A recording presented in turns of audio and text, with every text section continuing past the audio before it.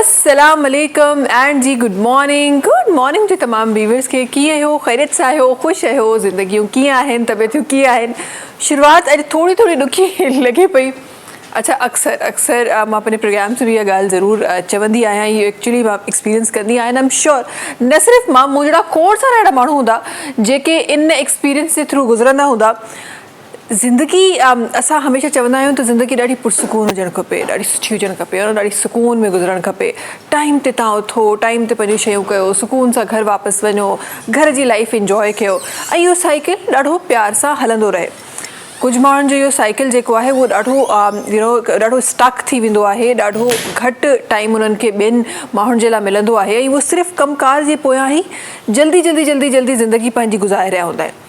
असां बि उन्हनि कुझु माण्हुनि जे लिस्ट में ई अचूं था, पर जॾहिं कॾहिं वरी ज़िंदगी थोरो सो पॉज़ ॾींदी आहे, ज़िंदगी थोरो सो को हिकु स्पीड ब्रेकर अची वेंदो आहे ज़िंदगी में जेको थोरो सो वधीक तव्हांजी स्पीड घटि करे छॾंदो आहे, तव्हांखे सुकून थोरो ॾेई छॾंदो आहे, निंड थोरी तव्हांखे वधीक मिली वेंदी आहे, पोइ ईअं लॻंदो आहे ज़िंदगी हाणे को धिको ॾिए त ज़िंदगी हले, बाक़ी पाण खां हलणु ॾाढी मुश्किल आहे।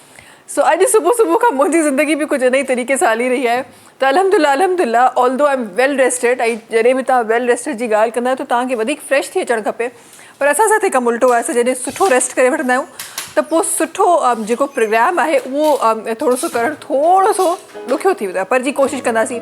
उहो नारो बि आहे न त हिमत मर्दा मदद ख़ुदा, त उन जी कोशिशि सां ज़िंदगी जेका आहे उहा शुरूआति कयूं था ऐं प्यारी शुरूआति सां गॾु प्यारियूं ॻाल्हियुनि सां गॾु पंहिंजे अॼोके प्रोग्राम खे शुरू कयूं था, प्रोग्राम खे प्यारो करण जी कोशिशि कयूं था। हीअ जेके निंड जा खुमार हिन वक़्तु ज़हननि ते आहिनि उन्हनि खे हटाइण जी कोशिशि कयूं था। अच्छा, हिन सां गॾोगॾु न सिर्फ़ु हिकु तव्हांजो जेको स्लीपिंग पैटर्न आहे, मूंखे लॻे थो जेके माण्हू ॾाढो सुठो उन्हनि जो स्लीपिंग पैटर्न हूंदो आहे, तव्हांखे 7 खां 8 कलाक तव्हांजी बॉडी खे रेस्ट जी ज़रूरत आहे, तव्हां उहो हिकु डीप स्लीप हिकु साउंड स्लीप तव्हां उन बॉडी खे ॾियो था ऐं इहो सिलसिलो तव्हांजो हले थो। जॾहिं उहो उन्हनि जे लाइ डिस्टर्बेंस थींदी आहे, उन्हनि खे अगरि वधीक निंड घटि निंड मिली वेंदी आहे त उहे डिस्टर्ब थींदा आहिनि। ईअं ई मूंखे लॻे थो जेको साइकिल तव्हांजो सेट थी वियो आहे त तव्हां निंड 3 खां 4 ऑल्दो मां इन शइ खे प्रमोट न पई कयां, ज़ाहिर आहे हिकु इलाही ख़तरनाक जेको आहे उहो एक्ट आहे as per the doctors and the specialist. त जी हीअ जेको अमल आहे उहो ख़तरनाक आहे जेको तव्हां पंहिंजी बॉडी खे कंप्लीट रेस्ट डेली नथा ॾियो ऐं तव्हां 1 कलाक बि अगरि तव्हां मिस पिया कयो त इन जो मतिलबु तव्हां खोड़ सारो नुक़सानु पंहिंजी बॉडी खे ऑलरेडी ॾेई चुका आहियो। पर जेके माण्हू उन फ्लो में हलनि था ऐं पंहिंजे पाण खे बहितर महसूसु कनि था, ख़बर न आहे छो मासूम सो प्यारो सो हिकु थॉट आहे मुंहिंजो त शायदि जेके माण्हू ईअं हलनि पिया ऐं बहितरी उन्हनि जी ज़िंदगी में बहितरी हली रही आहे त मुंहिंजे ख़्याल में शायदि उन्हनि जे लाइ बहितर इहो ई आहे या उन्हनि जो जेको सिस्टम आहे उहो इन ई तरीक़े सां उहो ट्यून थी वियो आहे। इन खां वधीक अगरि उन्हनि खे रेस्ट मिले थो त उहे डिस्टर्ब था थियनि, दैट मीन्स त उन्हनि जो सिस्टम उन्हनि शयुनि ते ट्यून थी वियो आहे ऐं उन्हनि जे सिस्टम खे उअं ई हलणु खपे। अच्छा, ही शोभी भाई बि असां सां गॾु आहिनि। अस्सलाम वालेकुम शोभी भाई, छा हाल आहे? खैरियत सां आहियो? ख़ुशि आहियो? वालेकुम अस्सलाम, छा हाल आहे शोभी भाई? सलाम सिंध।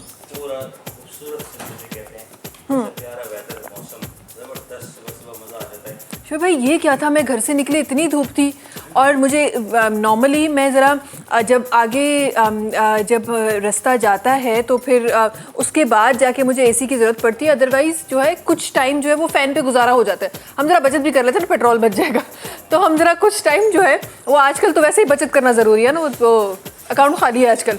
खैर आगे बढ़ते हुए तो जो है वो जॾहिं तव्हां घरां मां निकिरंदी आहियां त मूंखे ईअं लॻंदो आहे त न फिल वक़्तु जेको आहे उहा ज़रूरत न आहे, फिल वक़्तु थोरी अरसे खां पोइ थोरो टाइम खां पोइ वञी मां पंहिंजी एसी ऑन कयां।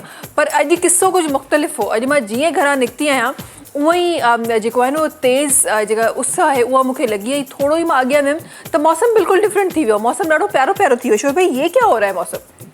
ये खसूसियत है हमारे सिंध की, ख़ासकर कराची की। वेदर का पता नहीं होता बिल्कुल ज़रा से भी, लेकिन इस वक्त जो मौसम हो रहा है बहुत ज़बरदस्त हो रहा है, बहुत मज़े का हो रहा है क्योंकि बादल हैं, ठंडी सी हवा भी है हल्की सी, तो बड़ा प्यारा अच्छा लग रहा है।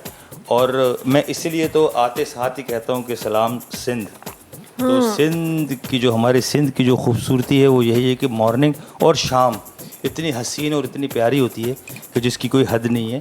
हमें हमारे दीगर सूबे भी बहुत अच्छे हैं, इसमें कोई शक नहीं, लेकिन तो भाई ये बाकियों का, सॉरी आपकी बात काट रही हूँ, बाकियों का तो मुझे पता नहीं, लेकिन आपके आने से एक मेरा फ़ायदा होता है, मेरा पानी में टाइम भी पी लेती हूँ तो ये मुझे बड़ा फ़ायदा होता है आपके आ जाने से। तो आज आपने अपने व्यूवर्स को तमाम को ये बता दिया कि मैं इस कप में पानी पीती हूँ। हाँ, ये बिल्कुल चाय नहीं है। सुबह बहस हो रही थी, कल बहस हो रही थी इस बात पे, ये बिल्कुल चाय नहीं है।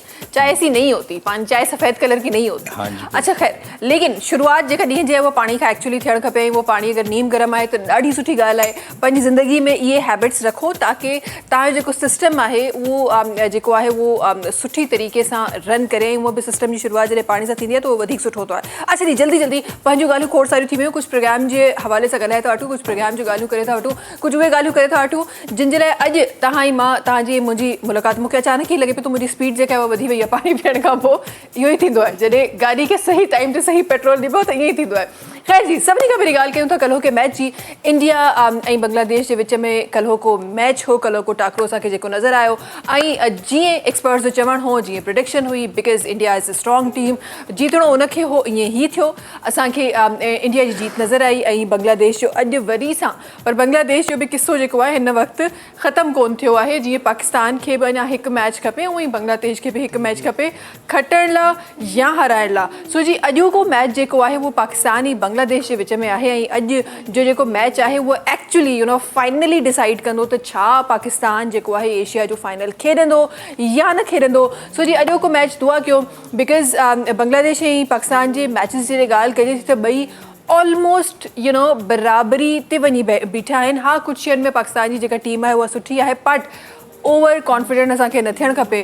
बिकॉज़ असां हूअं बि जॾहिं असां नॉर्मली ॾिसूं त असांजो शायदि रेशियो ॾाढो ज़बरदस्त आहे, पर असां कॾहिं कॾहिं डगमगाए वेंदा आहियूं। त अॼु जेका आहे उहा डगमगाइण जी जेका सिचुएशन आहे उहा बिल्कुलु असांखे जेका आहे उहा नुक़सानु पहुचाए सघे थी। त तंहिं करे अॼु असांखे ओवर कॉन्फिडेंट न आहे थियणो।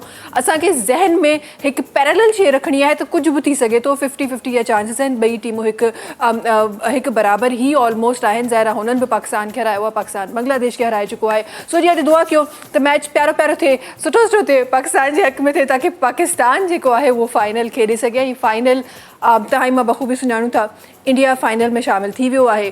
सो फाइनल जेको आहे उहो इंडिया खेॾे रहियो आहे, पर उन में उन सां गॾु कहिड़ी टीम खेॾंदी अॼु उनजो फाइनली अॼोके मैच खां पोइ डिसीजन थी वेंदो। सो जी इंशाल्लाह दुआ कयो सुभाणे जॾहिं सुबुह थिए ऐं तव्हां सां मुलाक़ात थिए त इन ख़ुशख़बरी सां थिए त पाकिस्तान जेको आहे उहो मैच जीती वियो आहे। पाकिस्तान संडे ते इंशाल्लाह फाइनल खेॾंदो। अच्छा जी, अॻियां वधंदे कुझु ॿियूं शयूं शामिलु कंदी हलां।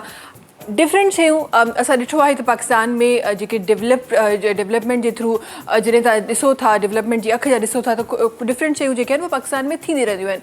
स्पेसिफिकली जॾहिं सिंध जी ॻाल्हि कजे त सिंध उहो सूबो आहे जेको सिर्फ़ु हिकु सेक्टर ते अल्हम्दुलिल्लाह कमु न पियो करे। हा, ख़ामियूं बिल्कुलु आहिनि, शायदि काफ़ी सारा माण्हू हिननि मुंहिंजे लफ़्ज़नि खां पोइ खोड़ सारा जेके आहिनि उन्हनि जा नज़रिया हूंदा। ख़ामियूं बिल्कुलु आहिनि, पर जेको सुठो कमु थिए मूंखे ईअं लॻे थो त जेतिरी ज़िमेदारी सां असां ख़ामियूं ऐड कंदा आहियूं ओतिरी ज़िमेदारी सां जेको सुठो कमु थिए थो उनखे बि एप्रिशिएट करणु खपे। पिंक बसिस त असां ॾिठियूं ॾाढियूं, असांखे रोडनि ते नज़र बि आयूं। रेड बस सर्विस बि असांखे डिफरेंट नज़र आयूं। असांजे ख़वातीन जे लाइ स्पेसिफिकली पिंक बसिस ख़वातीन जे लाइ आयूं, उहे असांखे नज़र आयूं। हिन वक़्तु हिकु ॾाढो ज़बरदस्त स्टेप जेको आहे असांजी सरकार जी तरफ़ां जेको आहे उहो खयों पियो वञे त उहे माण्हू उहे औरतूं जेके सोलो ट्रैवल कंदियूं आहिनि, जेके कमकार कंदियूं आहिनि, उन्हनि खे पिंक बाइक्स जेके आहिनि उहे डिस्ट्रीब्यूट कयूं पियूं वञनि। हिकु ॾाढो सुठो ॾाढो प्यारो अमल आहे जेको अॼोके ॾींहुं थियण वारो आहे। ऐं रिपोर्ट्स इहो ई आहिनि त बिलावल भुट्टो ज़रदारी साहब पाण जेके आहिनि उन डिस्ट्रीब्यूशन में उहे पाण हिसो वठण वारा आहिनि। सो अॼोके ॾींहुं इंशाल्लाह कराची में इहो हिकु इवेंट जेको आहे उहो थियण वारो आहे। असांजी जेको प्यारियूं औरतूं आहिनि उन्हनि ताईं उहे जेके इलेक्ट्रिक बाइक्स आहिनि, पिंक बाइक्स जंहिंखे चयो वञे पियो, उहे पहुचण वारियूं आहिनि। असां सभु बसिस बि अची वियूं, बाइक्स बि अची वियूं। गाॾियुनि जो नंबर कॾहिं ईंदो? अगरि गाॾियुनि जो नंबर शोभी भाई आयो जॾहिं पिंक बसिस ऐं पिंक बाइक्स खां पोइ असां नालो पहिरीं लिखाईंदासीं। सही आहे शोभी भाई? असांखे पिंक गाॾी पिक कई सरकार सां रिक्वेस्ट आहे सभिनी खे पिंक जेका आहे उहा गाॾी करे ईंदी, असां उन ते सभु नालो लिखाईंदासीं। ख़ैर जी, इन सां गॾोगॾु सरकार ॾाढो ज़िमेदारी जो मुज़ाहिरो कंदे जेको आहे उहो पोलियो, तव्हांखे ख़बर आहे त हिन वक़्तु असां वञी 0.1% उन कंट्री मां बचिया आहियूं। दुनिया जेका आहे उहा पोलियो खां आज़ादु थी वई आहे। असां ख़बर न आहे, असां सिर्फ़ु आज़ादी जा ख़्वाब बि ॾिसूं पिया। असां ॿियनि शयुनि में आज़ादी आज़ादी जो नारो त रखूं था, पर हिननि बीमारियुनि खां, हिननि शयुनि खां असां कॾहिं आज़ादु थींदासीं, इहो वाक़ई में हिकु वॾो सुवालु आहे। अच्छा जी, जॾहिं असां इन जी ॻाल्हि कयूं था, पोलियो जी ॻाल्हि कयूं था, पोलियो त असांखे नज़र अचे थो त असां हिन वक़्तु बि फाइट करे रहिया आहियूं। हिन वक़्तु बि वैक्सीनेशन्स ते, डिफरेंट वैक्सीनेशन्स ते डिफरेंट क्वेश्चन्स आहिनि, ऐं उहे क्वेश्चन ज़ाहिर पोलियो ते बि थींदे असांखे नज़र अचनि था। रीसेंट जेका रिपोर्ट आहे उहो तक़रीबन सिंध में, सिर्फ़ु सिंध जी ॻाल्हि मां हिन वक़्तु करे रही आहियां, मोर देन 34,000 34,000 खां वधीक उहे पेरेंट्स आहिनि जिन पंहिंजे ॿारनि खे पोलियो जा क़तरा पीआरण खां इनकार कयो आहे। ही एक्चुअली मुंहिंजे लाइ, जॾहिं मां इहे न्यूज़ पढ़ी त एक्चुअली मुंहिंजे लाइ इलाही शॉकिंग हो त हिन वक़्तु बि असां इहो सोचे रहिया आहियूं, मतिलबु अॼु असां वटि पोलियो जेके सर्वाइवर्स आहिनि उहे असां वटि मौजूदु आहिनि, असां उन्हनि खे ॾिसी रहिया आहियूं। दुनिया पोलियो खां आज़ादु थी वई आहे, पर अॼु बि असां डिफरेंट जेके आहिनि उहे फज़ूल ॻाल्हियूं करे असां वैक्सीनेशन्स खां परे रही रहिया आहियूं, ऐं पंहिंजे ॿारनि जी जेका ज़िंदगी आहे उहा जेका आहे उहा माज़ूरी जो उनखे शिकार करे रहिया आहियूं, सिर्फ़ु पंहिंजी ग़फ़लत जे करे, या सिर्फ़ु सौ फलां ॻाल्हियुनि जे करे। इहो 34,000 हमेशह में चवंदी आहे, इहो उहो नंबर आहे जेको रजिस्टर्ड नंबर आहे। जेके लिकियल नंबर हूंदा उहे ख़बर नाहे केतिरा हूंदा। ऐं अगरि इहा ई प्रैक्टिस रही त असां कॾहिं बि पोलियो फ्री कंट्री ख़ुदा न ख़ास्ता न थी सघंदासीं। असांखे हिकु ज़िम्मेदार पाकिस्तानी जो सबूत ॾियणो आहे, बिकॉज़ जेका नस्ल असांजी अॻियां अचे पई उहा नस्ल जेका आहे उनखे ई पाकिस्तान संभालणो आहे। त it is not just for U, हिकु इंडिविजुअल लाइ कोन्हे, ही सिर्फ़ु पाकिस्तान जे लाइ आहे। ऐं पाकिस्तान जे लाइ ज़ाहिर हर माण्हू फ़िक्रमंद आहे। उन्हनि माण्हुनि सां गॾु मां बि हिन शइ जी फ़िक्रमंद आहियां त अगरि असां इहे ई स्टेप्स खयासीं त फ्यूचर पाकिस्तान जो कीअं हूंदो। ख़ैर जी, दुआ इहा ई आहे त माण्हुनि खे अकल अची वञे ऐं माण्हू जेके आहिनि उहे सही रास्ते ते ई सही फ़ैसिलो करे सघनि। अॻियां वधंदे GFS बिल्डर्स एंड डेवलपर्स जी ॻाल्हि कयूं था। डिफरेंट प्रोजेक्ट्स जेको आहे GFS builders and developers market में जेको आहे उहो खणी आयो आहे। ॻाल्हि कयूं था क्रीक गोल्ड सेंटर जी, DHA फेज़ 1 जहिड़े प्राइम लोकेशन ते ॾाढो ज़बरदस्त हिकु प्रोजेक्ट अची रहियो आहे। 3, 4, 5 कमरनि जा लग्जरी अपार्टमेंट्स आहिनि जेको क्रीक गोल्ड सेंटर तव्हांखे ॾेई रहियो आहे। डाउन पेमेंट 20 लख रुपया करणी आहे, मंथली 1 लख रुपयो पे करिणो आहे, ऐं क्रीक गोल्ड सेंटर में तव्हां पंहिंजो अपार्टमेंट बुक कराए सघो था। क्रीक गोल्ड सेंटर में शॉप बि मौजूदु आहिनि। इनिशियली 3.5 लख रुपया ॾियणा आहिनि, मंथली तव्हांखे 25,000 रुपया ॾियणा आहिनि, ऐं क्रीक गोल्ड सेंटर में तव्हां पंहिंजो शॉप बि बुक कराए सघो था। ॻाल्हि कयूं था प्रीमियम ब्लॉक जी, हिकु कम्युनिटी स्टाइल रेजिडेंसी जेको GFS बिल्डर्स एंड डेवलपर्स जी तरफ़ां तव्हांखे मिली रही आहे। जेकॾहिं प्रीमियम ब्लॉक में तव्हां पंहिंजा घर या प्लॉट हासिलु करणु चाहियो था त सिर्फ़ु ऐं सिर्फ़ु मंथली तव्हांखे 20,000 रुपया ॾियणा आहिनि, ऐं तव्हां पंहिंजे प्लॉट जा या पोइ पंहिंजे घर जा मालिक थी सघो था। इन सां गॾु ॻाल्हि कयूं था मलीर कैंट जहिड़ो ज़बरदस्त इलाइक़ो जे क़रीब खोखरापार मेन रोड ते अची रहियो आहे MTR 1 चेज़ मॉल। फ्यूचर में सरमायाकारी करण जो हिकु ॾाढो ज़बरदस्त मौक़ो तव्हांखे GFS बिल्डर्स एंड डेवलपर्स ॾेई रहियो आहे। MTR 1 चेज़ मॉल में जेकॾहिं तव्हां शॉप हासिलु करणु चाहियो था, इनिशियली तव्हांखे 2 लख रुपया ॾियणा आहिनि, मंथली तव्हांखे ॾियणा आहिनि सिर्फ़ु ऐं सिर्फ़ु 5,500 रुपया, ऐं तव्हां चेज़ मॉल में पंहिंजो शॉप बुक कराए सघो था। इन सां गॾोगॾु नॉर्थ सिटी सेंटर अची रहियो आहे। जी हा, नॉर्थ सिटी सेंटर जंहिंमें मौजूदु आहिनि सेमी फर्निश्ड अपार्टमेंट, जंहिंजे लाइ तव्हांखे इनिशियली 3 लख रुपया ॾियणा आहिनि, मंथली तव्हांखे 15,000 रुपया पे करणा आहिनि, ऐं नॉर्थ सिटी सेंटर में तव्हां पंहिंजो सेमी फर्निश्ड अपार्टमेंट बुक कराए सघो था। गॾोगॾु जी नॉर्थ सिटी सेंटर में शॉप्स बि मौजूदु आहिनि। इनिशियली जंहिंजे लाइ तव्हांखे 2 लख रुपया पे करणा आहिनि, मंथली 5,000 रुपया पे करणा आहिनि, ऐं तव्हां नॉर्थ सिटी सेंटर में पंहिंजो शॉप बि बुक कराए सघो था। तमामु projects GFS builders and developers जे बैनर जे हेठां ठही रहिया आहिनि। तमामु प्रोजेक्ट जो जेको पेमेंट स्केड्यूल आहे उहो फ्लेक्सिबल आहे, जंहिंजो मतिलबु त तव्हां पंहिंजी सहूलियत जे हिसाब सां पंहिंजो पेमेंट स्केड्यूल करे सघो था। इन सां गॾोगॾु 5 सालनि जो वक़्तु जेको आहे उहो तव्हांखे ॾिनो वञे पियो। 5 सालनि जी आसान किस्तुनि में तव्हां ही तमामु पेमेंट्स जेके आहिनि उहे ॾेई सघो था। शोभे जी तरफ़ वञूं था। शोभे भाई, छा सुबुह शामिल थी रहियो आहे? बड़ा खूबसूरत कलाम अली हमज़ा का पढ़ा हुआ कसीदा है ये। तो ये है कि वो एक घराने से ताल्लुक़ रखते हैं, बड़ा खूबसूरत उन्होंने पढ़ा इसको, बड़ा अंदाज़ उनका अपना एक मौला मेरा भी घर होवे, उनकी जिसे कहते हैं बहुत मारूफ और मकबूल कसीदा है, उन्हीं का पढ़ा हुआ कसीदा ये मैं कोशिश करता हूँ। हाँ, बिस्मिल्लाह करते हैं।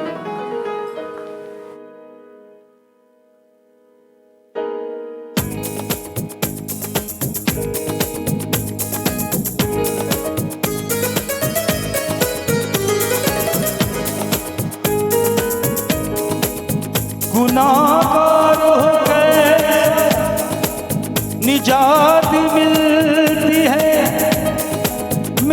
हुसैन की अल्लाह से बात मिलती है। बता गया है जहां को इस दर से ये राहिब, नसीब में जो ना हो वो खैरात मिलती है।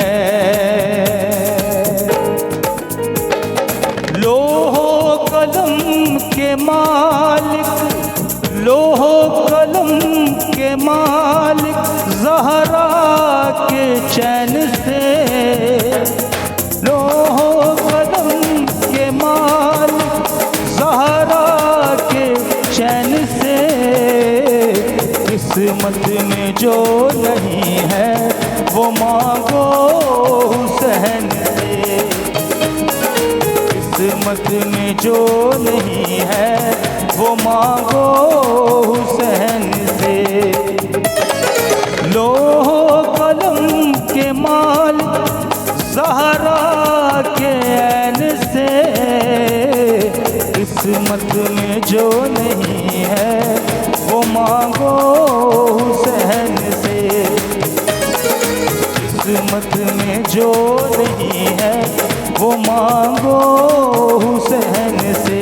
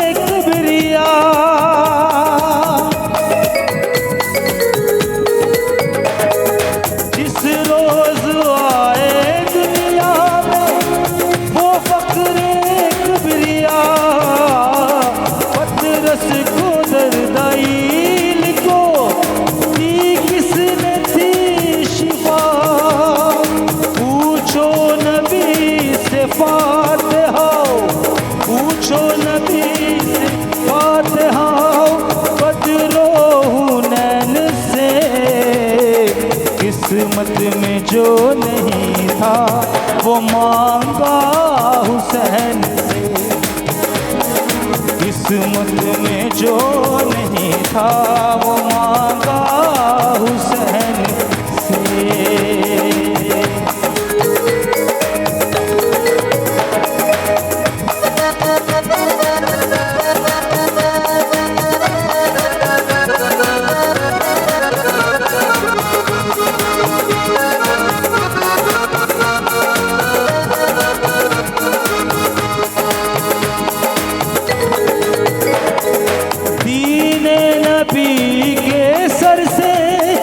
मुश्किल जो टाल दे राहे खुदा में वो जो असगर सवार दे।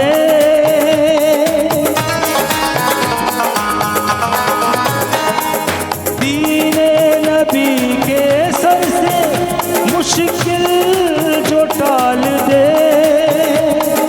राहे खुदा में वो जो असगर सवार दे।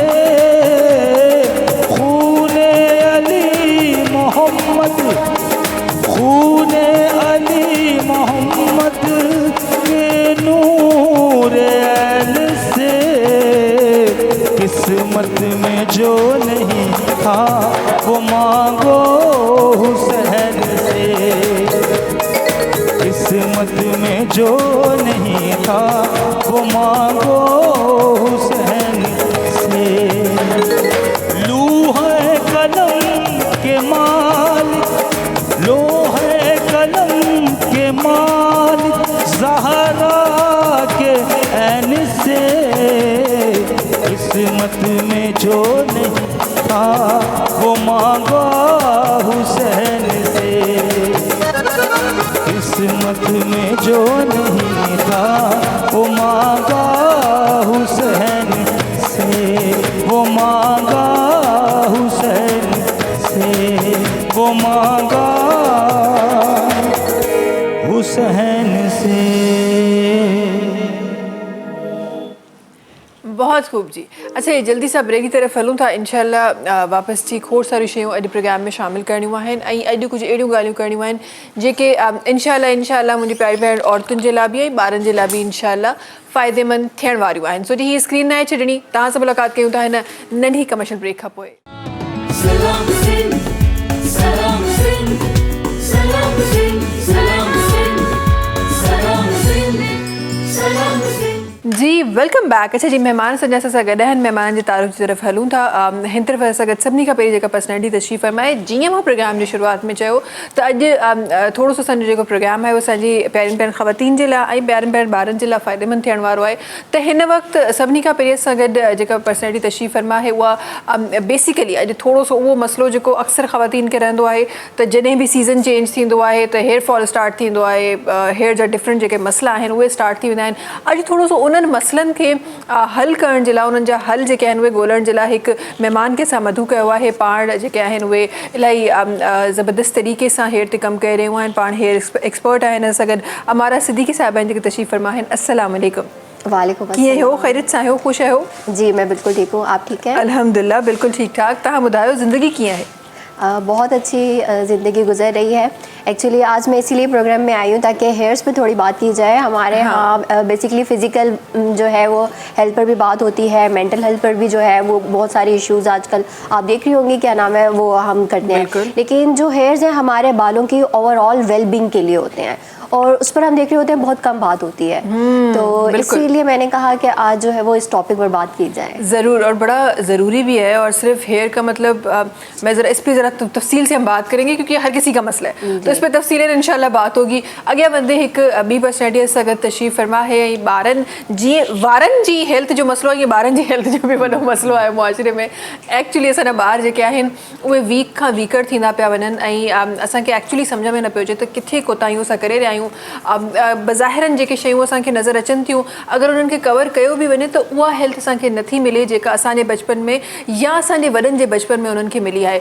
सो ऐं सभिनी खां वधीक जॾहिं बि असां ॻाल्हि कंदा आहियूं कंहिं बि हेल्थ जे बारे में जॾहिं ॻाल्हाइण जी असां कोशिशि कंदा आहियूं त ऑर्थो हिकु अहिड़ी फील्ड आहे जंहिंखे ख़बर न आहे छो माण्हू इलाही निगलेक्ट कंदा आहिनि। जॾहिं बि ओवरऑल हेल्थ जी जनरल हेल्थ जी ॻाल्हि थींदी आहे, ऑर्थो वटि माण्हू सिर्फ़ु तॾहिं वेंदा आहिनि जॾहिं ख़ुदा न ख़ास्ता हॾी टुटी पए, तॾहिं कुझु वरी थींदो आहे। सो अॼु थोरो सो मां पंहिंजो जेको पंहिंजे नाज़रीन जो जेको रुख़ आहे, जेको नज़रियो आहे, उन तरफ़ शिफ्ट करणु चाहियां थी। तव्हांजी बोन जी हेल्थ केतिरी ज़रूरी आहे, तव्हांजे ॿारनि जे लाइ केतिरी ज़रूरी आहे, अॼु उन जे हवाले सां इंशाल्लाह प्रोग्राम में गुफ़्तगू थींदी। असां गॾु जनाब डॉक्टर इमदाद बलोच साहब आहिनि, उन सभिनी शयुनि ते ॻाल्हाइण जे लाइ। अस्सलाम वालेकुम। वालेकुम सलाम। कीअं आहियो, ठीकु आहियो, ख़ुशि आहियो? अल्हम्दुलिल्लाह, तव्हां कीअं मैडम? अल्हम्दुलिल्लाह बिल्कुलु ठीकु ठाक। तव्हां ॿुधायो ज़िंदगी कीअं आहे इमदाद साहब? ज़िंदगी बिल्कुलु ख़ूबसूरत आहे ऐं तव्हां बिल्कुलु हिकिड़ी सुठी ॻाल्हि कई त असां वटि जेको आहे आर्थो जे हवाले सां ऐं ख़ासि तौर ते ॿारनि जे हवाले सां बिल्कुलु जेका अवेयरनेस घटि आहे, त इंशाल्लाह तव्हां सां गॾु जेके जेके ॻाल्हियूं हूंदियूं इंशाल्लाह अॻिते कंदासीं। इंशाल्लाह ज़रूरु। अच्छा ॿारनि ते असां ज़रूरु ईंदासीं, पर पहिरीं ॿारनि जी माउरनि जा हल जेके आहिनि उहे करण जे तरफ़ सां अचूं। और हमारे साहबा आपसे स्टार्ट करना चाहती हूँ, मुझे पहले ये बताएं हेल्दी बाल की नॉर्मली हम जो कहते हैं ना कि बड़े बाल बड़े, हम कब किसी के बाल बड़े होते हैं तो हम कहते हैं कि यार बाल बड़े खूबसूरत है, किसी के सिल्की हैं तो हमें लगता है वो बड़े हेल्दी है। सो बेसिकली हेल्दी बाल क्या होता है? जी देखिए, आपने यहाँ पर देखा होगा एशियंस में हमारे साथ और जो यूरोपियंस में हम देखते हैं यहाँ पर बालों में कलर बहुत होता है, ठीक है। और अगर आप कोरियन साइड पर चले जाएं, चाइनीज़ में देखेंगे आप बिल्कुल ब्लैक बाल है, हेल्दी बाल है, वो दिखता है। तो अब जब आप कोरियंस का जो है वो लाइफस्टाइल उठा कर देखें ना, तो वो अपने बालों में प्रॉपर ऑयलिंग करते हैं, क्लीन होते हैं बाल, ठीक है। हमारे यहाँ पर क्या कॉन्सेप्ट है, सिर्फ आपने शैम्पू कर लिया है अपने बालों में। शैम्पू सिर्फ बेसिकली क्या कर रहा है, अपने बालों को क्लीन कर रहा है, जो बालों का आपका नेचुरल ऑयल है ना वो खत्म कर देता है। अब उसको रिटेन करने के लिए लिए हमें कंडीशनर यूज़ करना है या हमारे पास अवेयरनेस नहीं है कि आपको शैम्पू के बाद कंडीशनर, हमने बस शैम्पू कर लिया है एंड इट्स ओके, उसके बाद हम कुछ भी यूज़ नहीं कर रहे हैं। सही। अच्छा, अब जो आम लोग हमें देख रहे हैं उनके लिए ज़रा मैं और आसानी करना चाहती हूँ। अब जैसे हम नॉर्मल, जैसे आपने कलर की बात की, एक एग्जांपल लेते हैं कि अब मेरे बालों के जो रूट्स हैं वो एक मंथ में मुझे ऐसा लगता है मेरा बाल बढ़ गया, अब मुझे उसके रूट्स को कलर करने की दोबारा ज़रूरत है। तो हेल्दी बाल क्या होता है कि जो जल्दी बढ़े? हेल्दी बाल वो होता है जो थिक दिखे, हेल्दी बाल वो होता है जो सिल्की दिखे। हेल्दी बाल बेसिकली इसकी डेफिनेशन क्या है?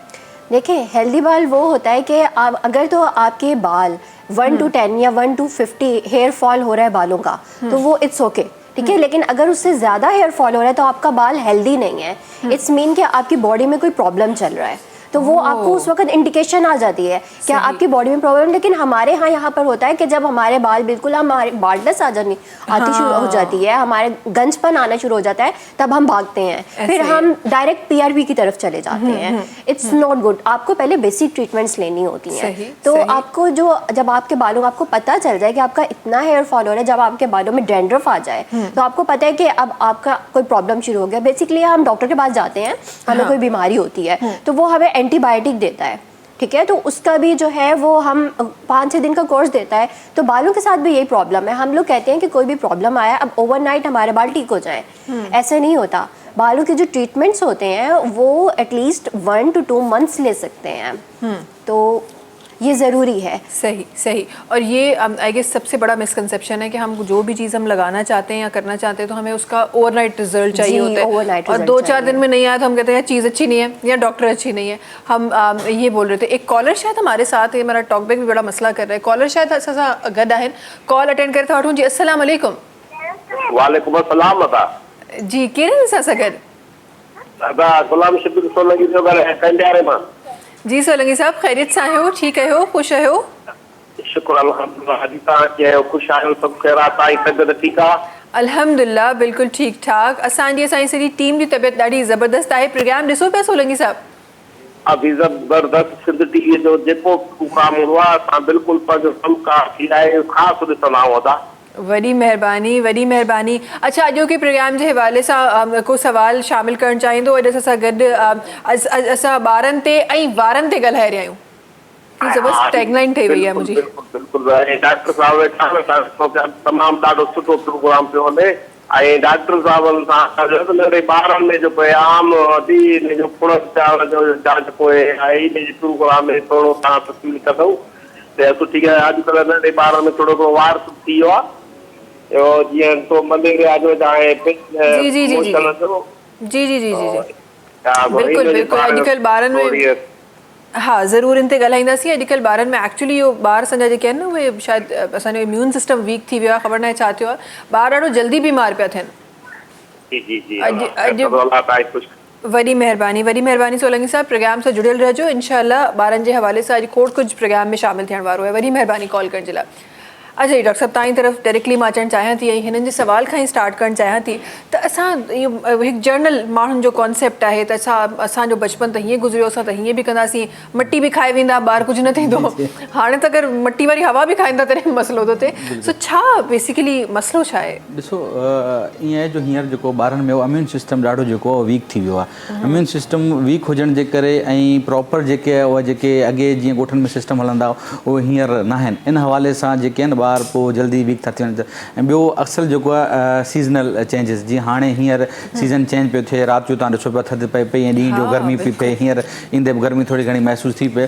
त इन जो ईअं हूंदो आहे जो सडनली जीअं सीज़न चेंज थींदी आहे त ॿारनि में हुनजो जेको इफेक्ट आहे उहो तमामु जल्दी अची वेंदो आहे। ऐं उहो ॿार सिर्फ़ु उन्हनि जी स्किन ते ई न बल्कि उहे इनहेल बि करे इनहेल करे वेंदा आहिनि। तंहिं करे मसइला बि जेके आहिनि उहे घणा थी रहिया आहिनि। अच्छा, थोरो सो ॿारनि जी जेका हेल्दी बोन्स आहिनि, थोरो सो मां इन ते ॻाल्हाइणु चाहियां थी त असांजो ॿार, बल्कि मां त उन साइड खां वेंदमि जॾहिं तव्हांजो ॿार अञा ताईं दुनिया में बि न आहे। सो उहो ॿार जेको प्री बर्थ जेका केयर आहे हॾियुनि जे लाइ उनजी ऐं टिल ताकी उनजो, बिकॉज तव्हांखे वधीक ख़बर हूंदी आहे तव्हांजी जेका इनिशियल एज हूंदी आहे उहा ग्रोइंग एज हूंदी आहे, उन में तव्हांजी शयूं जेके आहिनि वधीक बहितर नमूने सां बहितर थी सघनि थियूं, बिकॉज उहा हर शइ ग्रो करे रही हूंदी आहे। त उन हवाले सां थोरो सो ॿुधायो त ॿारनि जी जेका बोन सुठी थी सघे उनजी केयर कीअं रखिजे? ॾिसो, ॿारनि जी बोन लाइ सभ खां पहिरीं असां वटि जेको ज़रूरी हूंदो आहे उहो कैल्शियम सप्लीमेंट्स हूंदा आहिनि, विटामिन डी हूंदो आहे, उहो असां वटि जेको आहे न अवेयरनेस बिल्कुलु ॾिसो घटि आहे। जीअं पहिरीं ॻाल्हि बिल थी त कैल्शियम जेको सप्लीमेंट्स असांजे ॿारनि लाइ ज़रूरी आहिनि, ऐं अॼुकल्ह जा जेके ॿार जेके आहिनि उहो ॾिसो फीड जी तरफ़ मिल्क जी तरफ़ तमामु घटि पिया वञनि। त इहे शयूं ऐं जीअं फॉरेन कंट्रीज़ में सन बाथ वठंदा आहिनि स्पेशली ॿार, असां वटि सन बाथ जो को बिल्कुलु बि कॉन्सेप्ट न आहे, छाकाणि त विटामिन D3 ऑलरेडी असांजी बॉडी में मौजूदु हूंदो आहे, पर उहो कन्वर्ट थींदो आहे सन बाथ जे करे। असां सन बाथ बिल्कुलु नथा वठूं त इन जो बि जेको आहे न असरु थींदो आहे, ऐं पोइ ॿारनि में ख़ासि तौर ते जेको आहे न कमज़ोरी थी वेंदी आहे। ऐं ॿी डिस्कस कंदो हलां, हींअर जेको थिए पियो त माउ हूंदी आहे जेका कंसीव कंदी आहे ऐं ॿारु प्रेगनेंट हूंदो आहे, सडनली ॿारु जेको पैदा थींदो, हुनजा अक्सर जेके ॿारनि पेर मुड़ियल हूंदा आहिनि, छाजे करे बोन्स वीक हूंदा आहिनि, पोइ जेका आहे न फीटस में जेको उनजी प्रॉपर जेका आहे उहा ग्रोथ कान थींदी आहे। त जेको पेर जो जेको चंबो हूंदो आहे, टो हूंदो आहे, उहो बिल्कुलु ॿार जो जेको आहे न मुड़ियल हूंदो आहे। पोइ बाद में विदिन 2 मंथ 3 मंथ्स उनजा जेके आहिनि तमामु घणा प्रोसीजर्स थींदा आहिनि, 3 महीना 6 महीना 8 महीना लॻंदा आहिनि, न सही थियनि त पोइ उहे वरी ऑपरेट लाइ वेंदा आहिनि। त इन्हनि लाइ इहो हूंदो आहे त असांखे कैल्शियम सप्लीमेंट्स, विटामिन D3 जे लाइ ऐं काफ़ी शयुनि लाइ वञणु खपे। सही सही। ऐं इहो जेको अमल आहे इहो पहिरीं खां ई असांखे करणु खपे, न त असांखे इंतज़ारु करणु खपे। न इंतज़ारु न, असांखे बिल्कुलु हॉस्पिटल में जेके मतिलबु तव्हांजे नियर बाय हॉस्पिटल्स आहिनि उते वञो, ऐं जेके बेसिक सेंटर्स आहिनि उन्हनि ॾे माण्हू वञे, उन्हनि खां अवेयरनेस वठे इन्हनि जे बारे में। अच्छा, मुंहिंजे ख़्याल में हिते ब्रेक वठणु खपे, थोरो सो कुझु टेक्निकल फॉल्ट थी रहियो आहे हिते। वक़्तु आहे ब्रेक जो, तव्हां सां इंशाअल्लाह मुलाक़ात कंदासीं नंढी कमर्शियल ब्रेक खां पोइ। सलाम सिंध सलाम सिंध सलाम सिंध सलाम सिंध सलाम सिंध सलाम सिंध।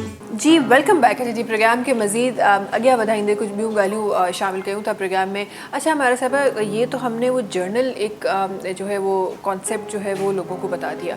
अच्छा, बहुत ही बेसिक पे आते हुए इंशाल्लाह उसके बाद हम पूरा वो जो हमारा ज़ाहिर है हम हेयर कलर हम बहुत ज़्यादा यूज़ करते हैं, डिफरेंट प्रोडक्ट्स जो हैं हम बहुत ज़्यादा यूज़ करते हैं, और फिर हम उन ममालिक में से हैं जहाँ हमारे पास हज़ारों ऑप्शन हैं। तो ऐसा नहीं है कि एक दो, हज़ारों कंपनीज़ हैं जो इस वक्त मार्केट में हेयर केयर के लिए मौजूद हैं, तो उस पर भी आएंगे। लेकिन इनिशियली मुझे ये बहुत एक बेसिक सा सवाल है जो मुझे लगता है बड़ा ज़रूरी है लोगों तक पहुंचाना, कि सही आपका जो शैम्पू और सही कंडीशनर करने का जो तरीका होता है, मैं चाहती हूँ वो हम अपने नाज़रीन को बता सकें, क्योंकि अक्सर और ऑयलिंग का भी अक्सर हमने ये देखा है कि जहाँ स्कैल्प पे मेहनत होनी चाहिए वहाँ बालों पे, रूट्स पे, उस पर हो रही होती है, और जहाँ पे जो है बालों के एंड्स पे मेहनत होनी चाहिए वहाँ स्कैल्प पे हो रही होती है। तो ज़रा इसके हवाले से बता दें।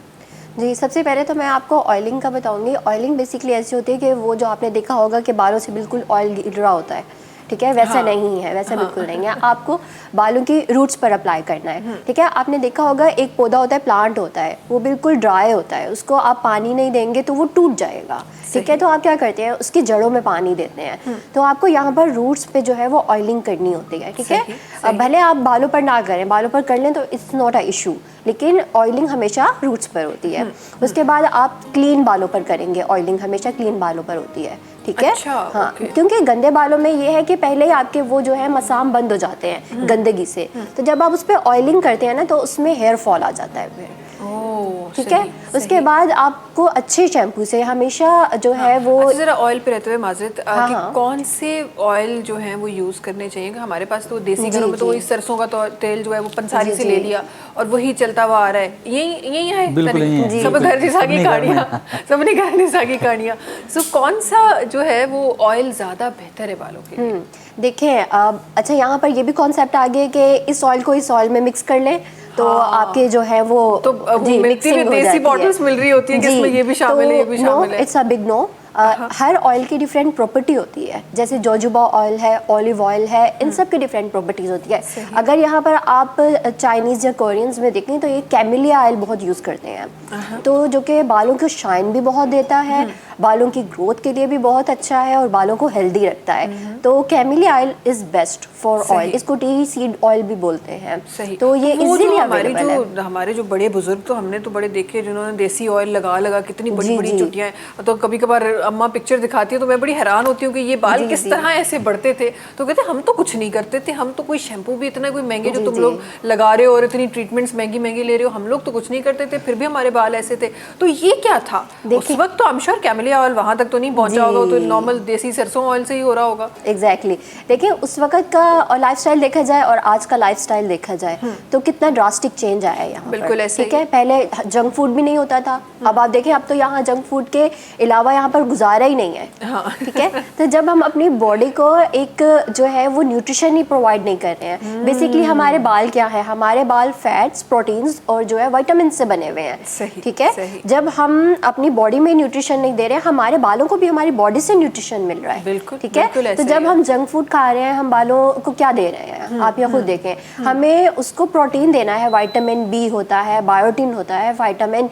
डी होता है जो हमारे बालों की सेहत के लिए बहुत ज़रूरी है, ओमेगा 3 है जिसमें अंडा है, मछली है। तो अगर देखा जाए तो वो पहले ज़माने में यही चीज़ यूज़ होती थी, नेचुरल चीज़ों की तरफ यही खाया जाता था। तो सिर्फ जो ऑयल है ये एक मिथ है कि सिर्फ ऑयल से जो है वो बाल हेल्दी होते हैं, ये नहीं है। आपके बालों को न्यूट्रिशन भी चाहिए, उसको प्रोटेक्शन भी चाहिए, उसको जो है वो मॉइस्चर भी चाहिए, तब जाकर आपके बाल हेल्दी होंगे। बिल्कुल, तभी आप जब कभी आप डाइट करने का सोचे तो एकदम से आपके हेयर फॉल जी, स्टार्ट hair हो fall जाता start हो है, जाती तो है। जाहिर है आपके बालों को भी यहीं से चीज़ें जानी है, वो कोई आर्टिफिशियली तो Exactly. कोई और चीज़ आएगी नहीं करने के लिए। अच्छा जी, आगे बढ़ते हुए हम शैम्पू पे जा रहे थे। हाँ ठीक है, सबसे पहले आपने ऑयलिंग कर ली क्लीन बालों पे। ठीक है, अब आपने किसी भी बिल्कुल माइल्ड शैम्पू से उसको वॉश करना है। हर्बल शैम्पूज हो गए, आप हर्बल शैम्पूज यूज़ कर सकते हैं।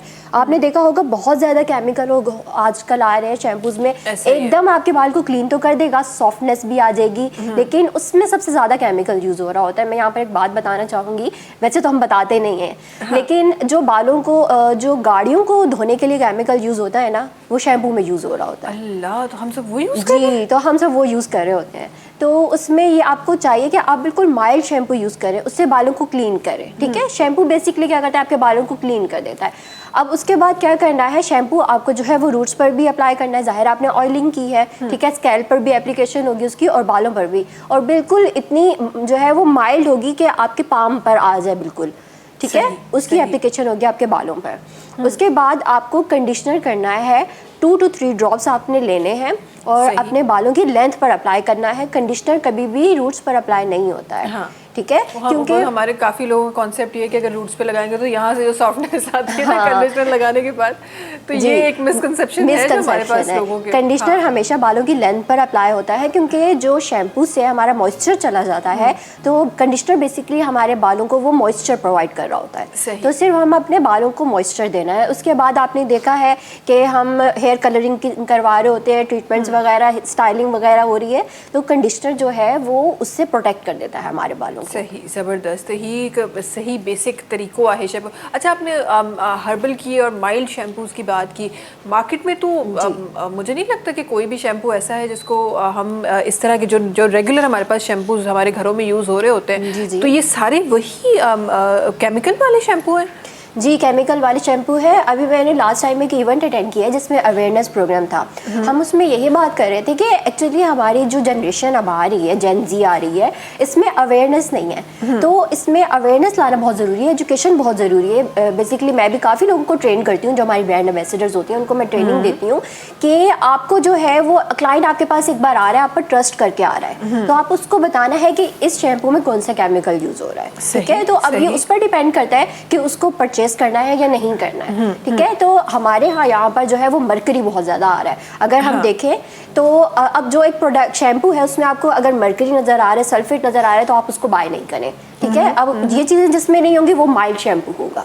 अच्छा, ठीक है, अब मरकरी देखिए बेसिकली क्या कर रहा है, मरकरी जब हमारी बॉडी में जाता है शैम्पू के थ्रू, हर चीज़ हमारी बॉडी के अंदर जा रही है, तो वो क्या करता है, हमारा क्या नाम है, हेडेक होता है हमें, हमारा जो है कॉग्निटिव डिसऑर्डर हो सकता है, हमारा मेमोरी लॉस हो सकता है। ये इतना खतरनाक है कि ये जो है बाहर एफडीए ने इसको अप्रूव नहीं किया हुआ। एफडीए से अप्रूव शैम्पूज नहीं होते वो जो हम यूज़ कर रहे होते हैं, और ये बाहर के ममालिक में, यूरोपियंस में ये बिल्कुल बैन है, लेकिन हमारे यहाँ पर खुलेआम यूज़ हो रहे हैं क्योंकि हमारे यहाँ अवेयरनेस नहीं है, हमारे यहाँ एजुकेशन नहीं है लोगों को कि हमें कौन सा प्रोडक्ट यूज़ करना है।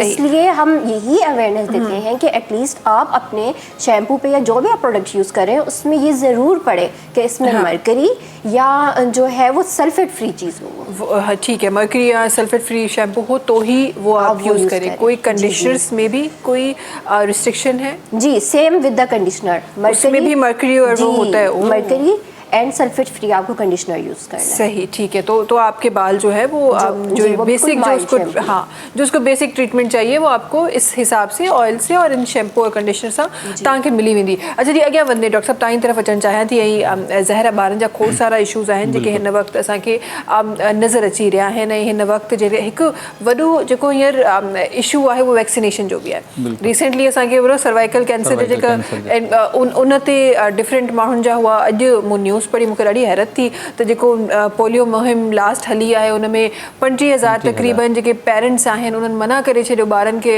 पोलियो जा क़तरा पियारण जे लाइ। सो हीअ जेको इन्हनि शयुनि खां भॼणु आहे इनखे केतिरो ख़तरनाक था सम्झो तव्हां ऐं केतिरो नुक़सानकार आहे असांजे ॿारनि जे लाइ? ॾिसो इहो तमामु घणो ख़तरनाक आहे। असां वटि हीअं रिसेंटली मूं 2 टे ॾींहं अॻु में हिकु न्यूज़ पढ़ी त 2 टे डिस्ट्रिक्ट हुआ लाड़काणे या सखर साइड ते, त 3-4 रिसेंटली हींअर केसिस पोलियो जा थिया आहिनि। छाजे करे थिया आहिनि? ॾिसो असां वटि जेके पोलियो वैक्सीन्स वारियूं जेकी फीमेल्स आहिनि या मेल वर्कर्स आहिनि ॻोठनि ताईं रसनि था, लेकिन पोइ किथे ॻोठनि जा वॾा या जेके उते जा माण्हू आहिनि उहे नथा पियारणु ॾियनि। पोइ किथे किथे पॉलिटिकल पार्टी जो ज़ोर थो अची वञे, किथे अनअवेयरनेस अची थी वञे। साॻी मैडम वारी ॻाल्हि कीअं कॉपी कयां त ॾिसो असल ॻाल्हि असां वटि छा आहे, प्रॉपर अवेयरनेस न आहे, सेशन नथा ॾिना वञनि। हाणे हींअर जेका सर्वाइकल वारी कैंसर वारी जेका अचे पई वैक्सीन्स अचे पई, इन ते बि ॾिसो हींअर घणियुनि पार्टीज़ चयो आहे इशूज़ आहे ऐं फलाणे कंट्री जे तरफ़ां आहे जेको इन में बांझपन थींदो हीअ थींदो। ॾिसो ईअं अगरि हुजे हा, फॉर एग्ज़ाम्पल ईअं हुजे हा त पोलियो वैक्सीन लास्ट 15 ईयर्स खां अॻु में हले पई। तव्हां पाण ॾिसो अगरि ईअं हुजे हा त पाकिस्तान जी जेका आहे आबादी ॾींहों ॾींहुं वधे पई, खुटे न पई। त गवर्नमेंट ऑफ सिंध या गवर्नमेंट ऑफ पाकिस्तान इन्हनि शयुनि ते छो कंदी त अगरि पोलियो वैक्सीन या सर्वाइकल वैक्सीन ते जेको आहे ॿारनि खे जेको आहे नुक़सानु थिए। इन लाइ ज़रूरी इहो ई आहे त घर घर असांखे तव्हांखे जेकी बि असांजी टीम आहे असां उन्हनि ते अवेयरनेस सेशन ॾियूं। असां पंहिंजो अच्छा अवेयरनेस सेशन कीअं वेंदो? स्टडी घटि आहे, तालीमी मयार तमामु घटि आहे। हाणे ॿारु पढ़ियलु हूंदो, हाणे पूरे ॻोठ में 1-2 डॉक्टर टीचर या मतिलबु डिफरेंट कैटेगरीज़ जा माण्हू हूंदा त उहो उन्हनि खे सेखारींदा। सेखारण लाइ मिले नथो। पोइ छा आहे जेके ॻोठ जा वॾा आहिनि जिन खे बिल्कुलु अवेयरनेस न आहे, पोइ उहे छा था कनि, बिल्कुलु माण्हुनि खे पंहिंजे ॻोठनि ताईं अचनि नथा ॾियनि। असां कुझु अहिड़ा मतिलबु रिपोर्ट्स थियूं आहिनि टीम्स त बाबा असां ॻोठ वियासीं, पूरे जे पूरे ॻोठ असांखे मना करे छॾियो त असां पोलियो जी वैक्सीन नथा पियारियूं। पोइ जॾहिं उन ॻोठ में वैक्सीन नथी पियारिजे, पोइ उतां पोलियो जो केस थो थिए त पोइ असांजे न्यूज़ में या सोशल मीडिया ते अची थो वञे त फिलहाल ॻोठ में जेको आहे पोलियो जो केस ज़ाहिर थी पियो आहे या ॿिए कंहिं मतिलबु अहिड़ी कंहिं जो थी पियो आहे। त पोइ असांजा मतिलबु उते जा जेके ॿिया आवाम थी चवे त भाऊ गवर्नमेंट जेको आहे हिन ते वर्कआउट नथी करे। तव्हां पाण ॾिसो त हिन वक़्तु सर्वाइकल जेका वैक्सीन ते जेको कमु हले पियो तमामु घणो हले पियो। स्कूल में सेशन्स थियनि पिया। इवन एतिरे क़दुरु तव्हांखे मां ॿुधायां, लास्ट कंहिं हिकिड़े स्कूल टीचर सां मुलाक़ात थी, ॿुधाइनि पिया त फीमेल्स ॿारनि जो अचण जो रेशो घटि थी वियो आहे। त ज़ोरी वैक्सीन्स पिया कनि, तव्हां हीउ वक़्तु हीउ हफ़्तो हीउ 10 ॾींहं स्कूल न वञो। इहा छा आहे? अनअवेयरनेस आहे न आहे ॿारनि में, इन जे करे। बिल्कुलु बिल्कुलु। ऐं हिनखे त अनअवेयरनेस खां बि अगरि हिकु प्रॉपर जो लफ़्ज़ ॾिजे न उहो जहालत आहे बेसिकली।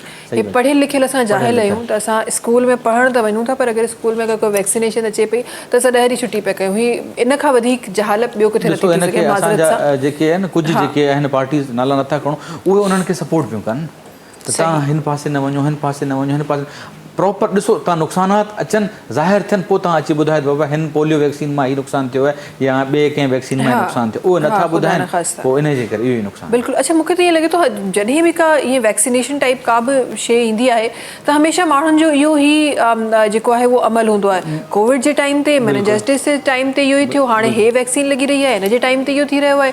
हीअ ख़बर न आहे केरु आहे जेको प्रोपेगेंडा करे थो। मां कॾहिं कॾहिं इहो सोचींदी आहियां त माण्हू वटि एतिरो टाइम आहे जो माण्हू। अच्छा, तव्हां हिकु ॻाल्हि नोट कई हूंदी, इहा जेका असल प्रोपेगेंडा आहे असांजा 4 सूबा आहिनि त घणी प्रोपेगेंडा असां वटि थींदी आहे, असां वटि थी थिए असांजे जेके आहिनि प्रोविंस में थींदी आहे ऐं ख़ासि तौर ते उते थींदी आहे सेम उहा ई ॻाल्हि जिते जेका आहिनि क्वालिटी ऑफ एजुकेशन आहे ई कान, जिते एजुकेशन आहे ई कान, जिते प्रॉपर अवेयरनेस सेशन थियनि ई नथा। पोइ उहे छा था कनि, लाइक कोविड में कोविड वैक्सीन न लॻाइजो, तव्हां विदिन 3 मंथ्स मरी वेंदो, मतिलबु अलाह ते यकीन ई न आहे असांखे वैक्सीन लॻंदी असां मतिलबु फोत थी वेंदासीं। त इहो छा आहे, हिकिड़ी मिथ जेका आहे उहा वैक्सीन जीअं वैक्सीन अचे थी त उन दौरान मतिलबु एंटीवायरस जो अचो वञे, मिथ अचो वञे त बाबा हीअं न कजो, तव्हां सां हीअ थी वेंदो। हीअं थी वेंदो, बिल्कुलु बिल्कुलु। ऐं इहो शायदि हींअर असांखे ॿुधण जे लाइ इलाही लाइटर मोड में असां ॻाल्हि कह रहिया आहियूं, पर एक्चुअली इहो तव्हां पंहिंजे मुल्क खे नुक़सानु, इहो तव्हां सिर्फ़ु हिकिड़ो फ़ैसिलो इंडिविजुअल जे लाइ न पिया कयो, तव्हां पूरे मुल्क खे जेको आहे उहो नुक़सानु पहुचायो थो। इहो ई रीज़न आहे जेको अॼु असां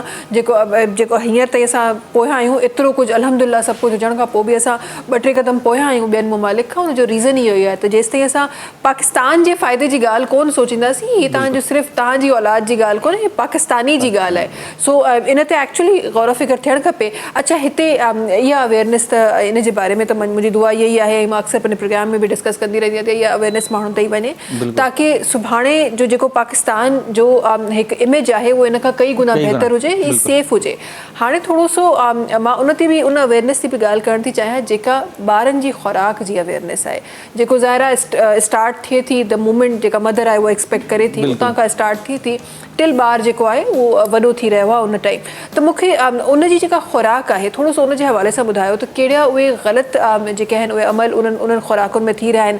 बिकॉज़ वॾनि जो चवणु इहो आहे त हीअ जेतिरा बि पैकेट फूड्स अची रहिया आहिनि, पाउडर मिल्क अची रहिया आहिनि, उन्हनि जो नुक़सानु आहे, पर असांजा डॉक्टर्स जेके आहिनि उहे महांगा खां महांगा जेके आहिनि उहे लिखी ॾींदा आहिनि। सो इहो इन हवाले सां थोरो सो ॿुधायो। ॾिसो, हिन शइ खे मां स्टार्ट खां वरितुमि जीअं हिकु फीमेल एक्सपेक्ट कंदी आहे, कंसीव कंदी आहे, त बेबी जेको आहे last from 0 to 36 weeks 40 weeks ताईं वेंदो आहे, पोइ कंसीव कंदो थी वेंदो आहे, ऐं पोइ ॿारु ईंदो आहे। त उनखे फस्ट ऑफ ऑल ॾिसो बाय बुक ऐं वॾनि खां पाण ॿुधो आहे त मदर फीड ज़रूरी आहे। पर छा आहे, ॾिसो हिन वक़्तु जेको आहे न असां वटि प्रॉपर डाइट जेका आहे उहा फीमेल्स जी उहा आहे कान। जंक फूड्स वधीक थी विया आहिनि, उन्हनि जे करे जेको आहे मिल्क जी प्रोडक्शन जेका मदर मां तमामु घटि थी थिए। त इन जे करे ई डॉक्टर्स जेके आहिनि उहे चवनि था बाबा ॿार खे जेको आहे तमामु बहितर खां बहितर जेको मिल्क आहे उहो तव्हां ॾियो। अॻु में ॾिसो असां उन वक़्तु इहे फीड न हूंदा हुआ, छाजे करे त जंक फूड न हूंदो हुयो, मदर्स फीड ॿार खे 2 सालनि ताईं प्रॉपर कराईंदो हुयूं। हिन वक़्तु first of all mother feeding बिल्कुलु तमामु घटि थी वई आहे। इन जे करे ई डॉक्टर्स पोइ रिकमेंड कनि था त ॿार खे प्रॉपर जेको आहे ॾिसो ॿार जो वेट हुजणु खपे। जीअं न्यू बेबी पैदा थिए थो उन्हनि जो वेट अबाउट 2.5 खां 3 kg हुअणु खपे। लेकिन मुंहिंजो जेको एक्सपीरियंस रहियो आहे हिन वक़्तु ताईं जेके ॿार अचनि था 1.5 1.8 2 kg अराउंड, मतिलबु तमामु घटि। छाजे करे? न्यूट्रिशन न आहे, न्यूट्रिशन न आहे। मदर जी प्रॉपर जेका आहे डाइट आहे कान, उहो सॼो ॾिसो न माउ खाईंदी त ॿार खे जेको आहे न उहा डाइट प्रॉपर थी वेंदी।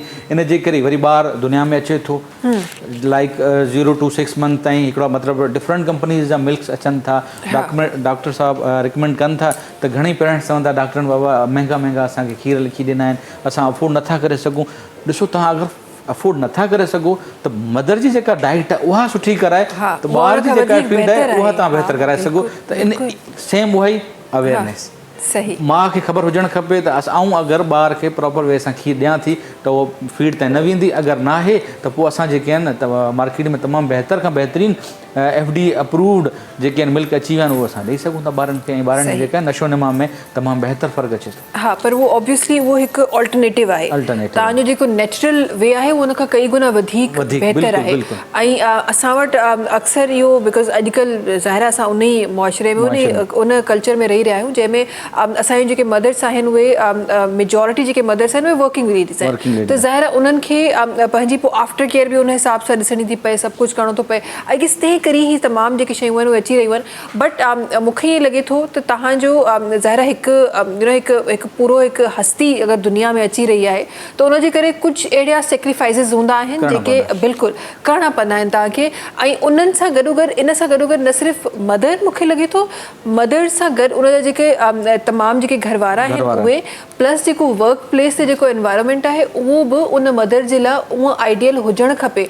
तॾहिं ई ऐं अक्सर असां वटि हिकिड़ो न त जॾहिं बि का फीमेल हूंदी आहे उहा अगरि बेबी खां पहिरीं अगरि सनी हूंदी आहे उनखां पोइ जो वेट गेन थींदो आहे त असांजो मुआशिरो उनखे एक्सेप्ट न करे रहियो हूंदो आहे। ऐं उनखे डिफरेंट जेका आहिनि उहे लफ़्ज़नि सां ज़ाहिर उन टॉर्चर सां उहा गुज़री रही हूंदी आहे, उन ट्रॉमा सां गुज़री रही हूंदी आहे।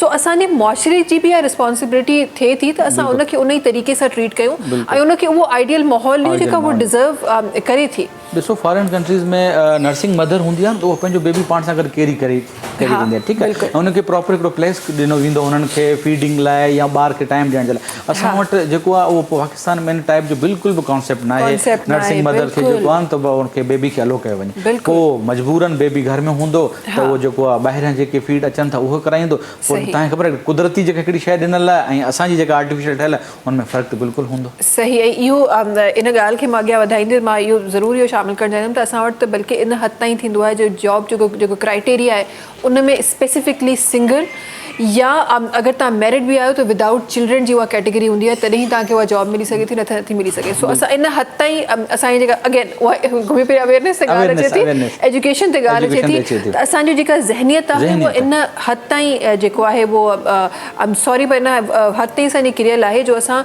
उहे कैटेगरी में बाक़ाइदा लिखी रहिया हूंदा आहियूं। ठीकु आहे कुझु अहिड़ियूं जॉब्स हूंदियूं जेके तव्हांखे 24 आवर्स तव्हांखे उहा खपनि, उहा अलॻि ॻाल्हि आहे, पर मेजॉरिटी ऑफ जॉब्स असांजूं ईअं आहिनि। बिल्कुलु ईअं। सो असांखे उनजे अवेयरनेस जे लाइ बि माज़रत सां पर कमु करणु खपे। अच्छा जी, अॻियां वधंदे छो त अॼु प्रोग्राम असांजे प्यारनि ॿारनि जे लाइ बि इनशाला फ़ाइदेमंद थी वियो आहे। उन सां गॾोगॾु असांजी जेके औरतूं आहिनि उन्हनि जे लाइ बि प्रोग्राम फ़ाइदेमंद करण जी मां कोशिश कर रही आहियां। अब ज़रा आ जाते हैं, मैं आना चाहती हूँ उस फैशन पे जो आज बड़ा ट्रेंड, कभी कोई कलर होता है कभी कोई कलर होता है, और ये सिर्फ ख़वातीन, हमारी बच्चियाँ भी, मतलब 10-12 साल की बच्चियों को भी मैंने वो एक चंग कराते हुए 2 चंग कराते हुए देखा है। ये कितना नुकसानदेह बालों के लिए। ये देखें आप इस बात से अंदाज़ा लगा रहे हैं कि आजकल जो हमारे छोटे छोटे बच्चे हैं उनमें भी हमारे बालों में वाइटनेस आ रही है, बाल वाइट होना शुरू हो गए हैं। तो ये क्यों है? हम जो है वो अननेसेसरी फैशन कर रहे हैं। हमने तो सुना था कि जो लोग दिमाग ज़्यादा लगाते हैं उनके बाल जल्दी यही है। अच्छा ये जरा डॉक्टर से जरा तस्दीक कर लेते हैं इस बात की। ॾिसो इहो हिकिड़े क़िस्म जी मिथ आहे, मिथ आहे बिल्कुलु। ॾिसो ही न्यूट्रिशन जे मैडम सवेरे ॻाल्हि कई, बायोटीन, इहे शयूं ॾिसो असांजे जिस्म लाइ ज़रूरी आहिनि। हींअर नवां ॿार जेके पैदा थियनि था विदिन मतलब 3 मंथ्स 6 मंथ्स 2 साल 4 साल थी विया उन्हनि जा बिल्कुलु जेके वार आहिनि उहे वाइट अची वञनि था। हाणे 4 साल जो ॿार छा ज़ोर ॾींदो मथे ते, छा जेको आहे न। हाँ बिल्कुल। अच्छा मुझे जेका वरी सिस्टर है माशाल्लाह पढ़ाई में माशाल्लाह सिंध बोर्ड में टॉप भी कयो, पढ़ाई में ॾाढी ज़बरदस्त हूंदी, तो उनके बाल जो हैं वो तकरीबन कोई 8th 9th में उसके बाल ऑलमोस्ट जो है वो वाइट होना शुरू हो गए। देखिए डिफरेंट लोगों में ना डिफरेंट जो है वो सर्कमस्टांसिस हो सकते हैं। अब मेरा बाल आपके बाल से अलग है, मेरे जो है वो बॉडी में डिफरेंट चीज़ है और आपकी जो है वो बॉडी में डिफरेंट चीज़ है। अब जो फीमेल है और मेल्स हैं इनमें डिफरेंट प्रॉब्लम्स आते हैं। मेल्स में ज़्यादातर स्ट्रेस आ जाता है जिसकी वजह से उनके जो बाल गिरना शुरू हो जाते हैं या बाल वाइट हो जाते हैं। जी, अब उनका जो मेल है उनका ज़्यादा एक्सपोजर रहता है सन से, ठीक है, तो वो उसके बाद केयर भी नहीं करते हैं तो उनके बालों में मसाइल आते हैं। अब जो वुमेन्स हैं उनका मेनोपॉज है, PCOS है, प्रेगनेंसी है, चाइल्ड बर्थ है, तो ये डिफरेंट प्रॉब्लम्स आ जाते हैं मेंस एंड वुमेन्स में। तो हम ये नहीं कह सकते कि एक बच्चे के क्यों हो रहे हैं और एक बड़े के इस वजह से हो रहे हैं, तो ये डिफरेंट रीजंस हैं। अब जब आपने कलरिंग की बात की थी तो ये देखिए आपने अभी पोलियो की भी बात की है कि यहाँ पर अवेयरनेस नहीं है, ठीक है, तो ऐसे ही आप इसमें ले लें। आप अपने छोटे छोटे बच्चों को, अब मदर्स हैं तो उनकी अवेयरनेस कहाँ है जो अपने बच्चों को एजुकेट करें। मदर्स ही एजुकेट नहीं हो पा रही हैं तो वो अपने बच्चों को क्या एजुकेट करेंगी। आपको उनको ये चीज़ें नहीं देनी है। यहाँ पर जहाँ जिस सोसाइटी में बच्चों के हाथ में बुक्स होनी चाहिए उसमें आपने बच्चों को फैशन में लगा दिया, बच्चे इन्फ्लुएंसर बन रहे हैं। आप ये देखिए छोटे छोटे बच्चे, आप इन्फ्लुएंसर्स क्या कर रहे हैं, एक चीप प्रोडक्ट है उसे प्रमोट कर रहे हैं, कोई एजुकेशन नहीं है, अवेयरनेस नहीं है। अब बच्चा क्या कर रहा है या बच्ची क्या कर रही है, उठा के वो अप्लाई करना शुरू कर देता है। उसे पता ही नहीं है उसकी स्किन टाइप क्या है, उसके बालों की टाइप क्या है, ये उसके लिए कितना हार्मफुल है।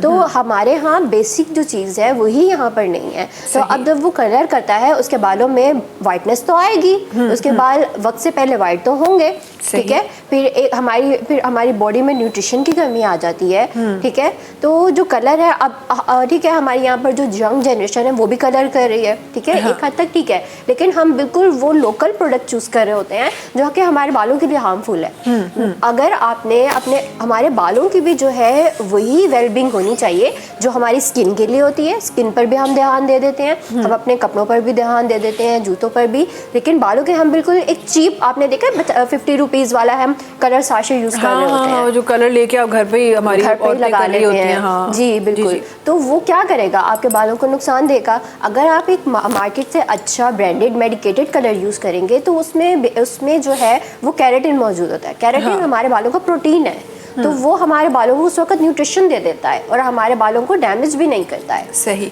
अच्छा, उसके साथ साथ ये तो हम प्रोडक्ट्स की बात कर रहे हैं, लेकिन अब बड़ी नेचुरल वेज भी आ गए हैं बालों को कलर करने के लिए, और स्पेसिफिकली वो लोग जो कोई भी डब्बा लेके और पूरा ही कलर कर रहे थे। ठीक है, फैशन कलर्स आप नहीं कर सकते उस तरह, लेकिन अगर डब्बा लेके आपने सिर्फ अपने रूट्स कवर करने हैं, वाइट हेयर्स कवर करने हैं, ग्रे हेयर्स को आपको ख़त्म करना है, तो फिर तो बड़े नेचुरल वेज भी आ गए। नहीं, देखिए नेचुरल वेज आ गए हैं, लेकिन आप देखें अब यहाँ पर मेहंदी का इस्तेमाल है।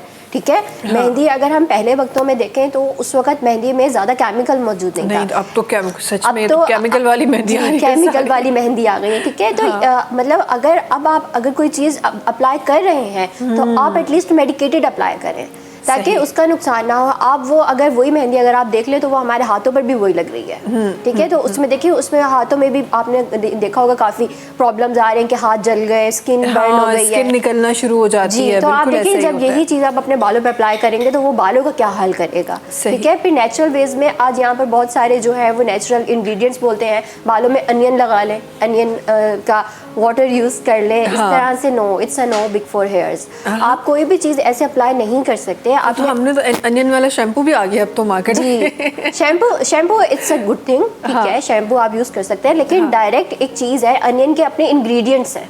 ठीक है, अनियन में एंटीऑक्सीडेंट्स मौजूद होते हैं। ठीक है, तो जैसे आपने देखा उसको पील कर रहे होते हैं, आपकी आंखों में आंसू आ जाते हैं। ठीक है, तो जब यही चीज़ आपके बालों पर जा रही है तो वो आपके बालों को क्या नुकसान देगी। सही। तो यही है कि आप कोई भी चीज़ देख रहे हैं सोशल मीडिया से, सोशल मीडिया के नुकसान भी है। फिर आप कोई भी चीज़ देख रहे हैं और आपने डायरेक्ट अप्लाई कर दी है तो आपको इसकी अवेयरनेस ही नहीं है कि आपको क्या अप्लाई करना है और क्या अप्लाई नहीं। सही। अच्छा, ये जो मार्केट में कलर वाले शैम्पू आ गए हैं, क्या आपने शैम्पू भी कर रहे हैं आप और कलर भी आपका साथ हो रहा है, इसकी क्या साइंस है? देखिए, कलर शैम्पू बेसिकली क्या है, वो आपको कलर दे रहा है। ठीक है, और उसमें शैम्पू के इंग्रेडिएंट्स मिला देते हैं कि उसके बाद आपको शैम्पू नहीं करना, बस उसको आपको इजीली रिंस ऑफ कर देना है तो आपके बालों में शैम्पू भी हो जाएगा। तो वो सेफ है यूज़ करना? इट्स सेफ, लेकिन हाँ वही बात है कि मेडिकेटेड होना चाहिए और FDA से अप्रूव्ड होना चाहिए। सही, तो ही आप उसको यूज़ कर सकते हैं। अच्छा, अब जिनको शौक है, ये तो हमने वो बेसिक जो कलर है उसकी हम बात करी जो घर पे भी लोग कर सकते हैं, लेकिन जिनको शौक है रोज़ रोज़ अपने जो कलर है वो चेंज कराने की, रोज़ रोज़ अपना डाई चेंज कराने की, काफ़ी लोगों को हमने देखा है कि हर महीने उनका लुक जो है वो चेंज हो रहा होता है, तो उनके बालों के लिए क्या अच्छा है, क्या बुरा है, और उनको कैसे एक्स्ट्रा केयर, ज़ाहिर है एक्स्ट्रा केमिकल लग रहा है तो वो एक्स्ट्रा केयर मांग रहा है, तो वो एक्स्ट्रा केयर कैसे करे? जी देखिए, अगर तो आप बहुत ज़्यादा कलर्स करवा रहे हैं, ठीक है, अब आपने कलर में देखा होगा कि पहले ब्लीच यूज़ होता है। हाँ। आपने ये देखा होगा कट डाउन के लिए ब्लीच यूज हो रहा होता है। आपके बालों का जो नेचुरल कलर है वो बिल्कुल कट कर देता है। ठीक है, तो आपके बाल तो मतलब समझे इट्स अ डेड हेयर। हाँ। अब आप उसमें कुछ भी अप्लाई कर देंगे ना तो उस कलर आ जाएगा। सही, ठीक है, मतलब इतना केमिकल यूज हो रहा है, तब उसकी आपको केयर करनी है, तो उसके लिए कलर केयर शैम्पू आ गए हैं। ठीक है, मार्केट में आप स्टाइलिंग करते हैं तो उससे पहले आपको हीट प्रोटेक्शन स्प्रे यूज करना है, जो कि यहाँ पर नहीं यूज हो रहा है, कहीं भी मैं मीडिया में देखती हूँ कहीं भी नहीं यूज हो रहा है, क्योंकि आपको पता ही नहीं है। हमारी इंडस्ट्री जैसे एडवांस हो रही है, इस तरह हमारी ये प्रोडक्ट्स भी एडवांस हो चुकी हैं, लेकिन यहाँ पर पता नहीं है लोगों को। ठीक है, एजुकेशन नहीं है, तो ये चीज़ें भी मार्केट में है। तो अगर आप कलर करवा रहे हैं तो एटलीस्ट आप उसके लिए कलर शैम्पू यूज़ करें। कैरेटिन ट्रीटमेंट्स आते हैं जो कि कलर प्रोटेक्शन के लिए होते हैं, वो यूज़ करें, तो उससे आपके बाल जो है वो बहुत हद तक जो है वो डैमेज नहीं होंगे। सही। अच्छा, हीट केयर कितना बचाता है? बिकॉज आई रिमेंबर मैंने भी कुछ अर्सा बड़ा हीट केयर का वो एक मार्केट में अचानक से चीज़ आई थी ना, तो आपको होता है कि चलो यार यूज़ करके देखते हैं कि क्या होता है, तो क्योंकि वो डेली ज़ाहिर हीट लग रही होती है बालों पे। मेरा एक्सपीरियंस यहाँ न जाने शायद उस टाइम पे हो भी सकता है ना कि मौसम ऐसा हो कि वैसे ही हेयर फॉल का मौसम है या कुछ, मुझे ऐसा लगा मेरा बाल ज़्यादा डैमेज होना स्टार्ट हो गया with the use of heat care product. तो इसके हवाले से ये कि हर किसी पे डिफरेंट कोई चीज़ सूट कर रही है, क्या है इसके हवाले से? जी देखिए, अगर तो आप कोई प्रोडक्ट लगा रहे हैं और आपने देखा कि इंस्टेंट आपका हेयर फॉल हो गया है, हाँ। तो वो बेसिकली क्या होता है, प्रोडक्ट आपको सूट कर रहा होता है, क्योंकि जो आपके डेड बाल जो गिरने वाले होते हैं वो हाँ। एकदम गिर जाते हैं। ओह जी सही, तो हीट केयर प्रोडक्ट्स बिल्कुल सेफ हैं, वो आप यूज़ कर सकते हैं। उसमें हीट प्रोटेक्शन स्प्रेज भी हैं, सीरम्स भी हैं, वो आप यूज़ कर सकते हैं। और अगर आपने कोई प्रोडक्ट लगाया है और उससे आपका एकदम हेयर फॉल हो गया है, तो वो जो हमारे डेड बाल होते हैं ना, वो उसको जो है वो एक साथ ही वो गिरा देता है। ठीक सही। है, अब हीट प्रोटेक्शन क्या करती है हमारे बालों को, जैसे हम सन ब्लॉक यूज़ करते हैं फेस पर, हमारे बालों का सन ब्लॉक है वो हीट प्रोटेक्शन। ठीक है, वो हमारे बालों को कोट कर देता है। सही, तो उसके सही। ऊपर आप स्टाइलिंग प्रोडक्ट्स यूज़ करें या हीटिंग यूज़ करें तो वो आपके बालों को डैमेज नहीं करता है। सही, ज़बरदस्त। अच्छा, फ्रीक्वेंसी क्या होनी चाहिए शैम्पू की, कंडीशनर की, या आपके हीट प्रोडक्ट्स की, या जो भी आप प्रोडक्ट आप केमिकल अपने बालों पे यूज़ कर रहे हैं, क्या एक आइडियल फ्रीक्वेंसी होनी चाहिए कि भाई बस इससे ज़्यादा जो है वो नुकसानदेह हो सकता है?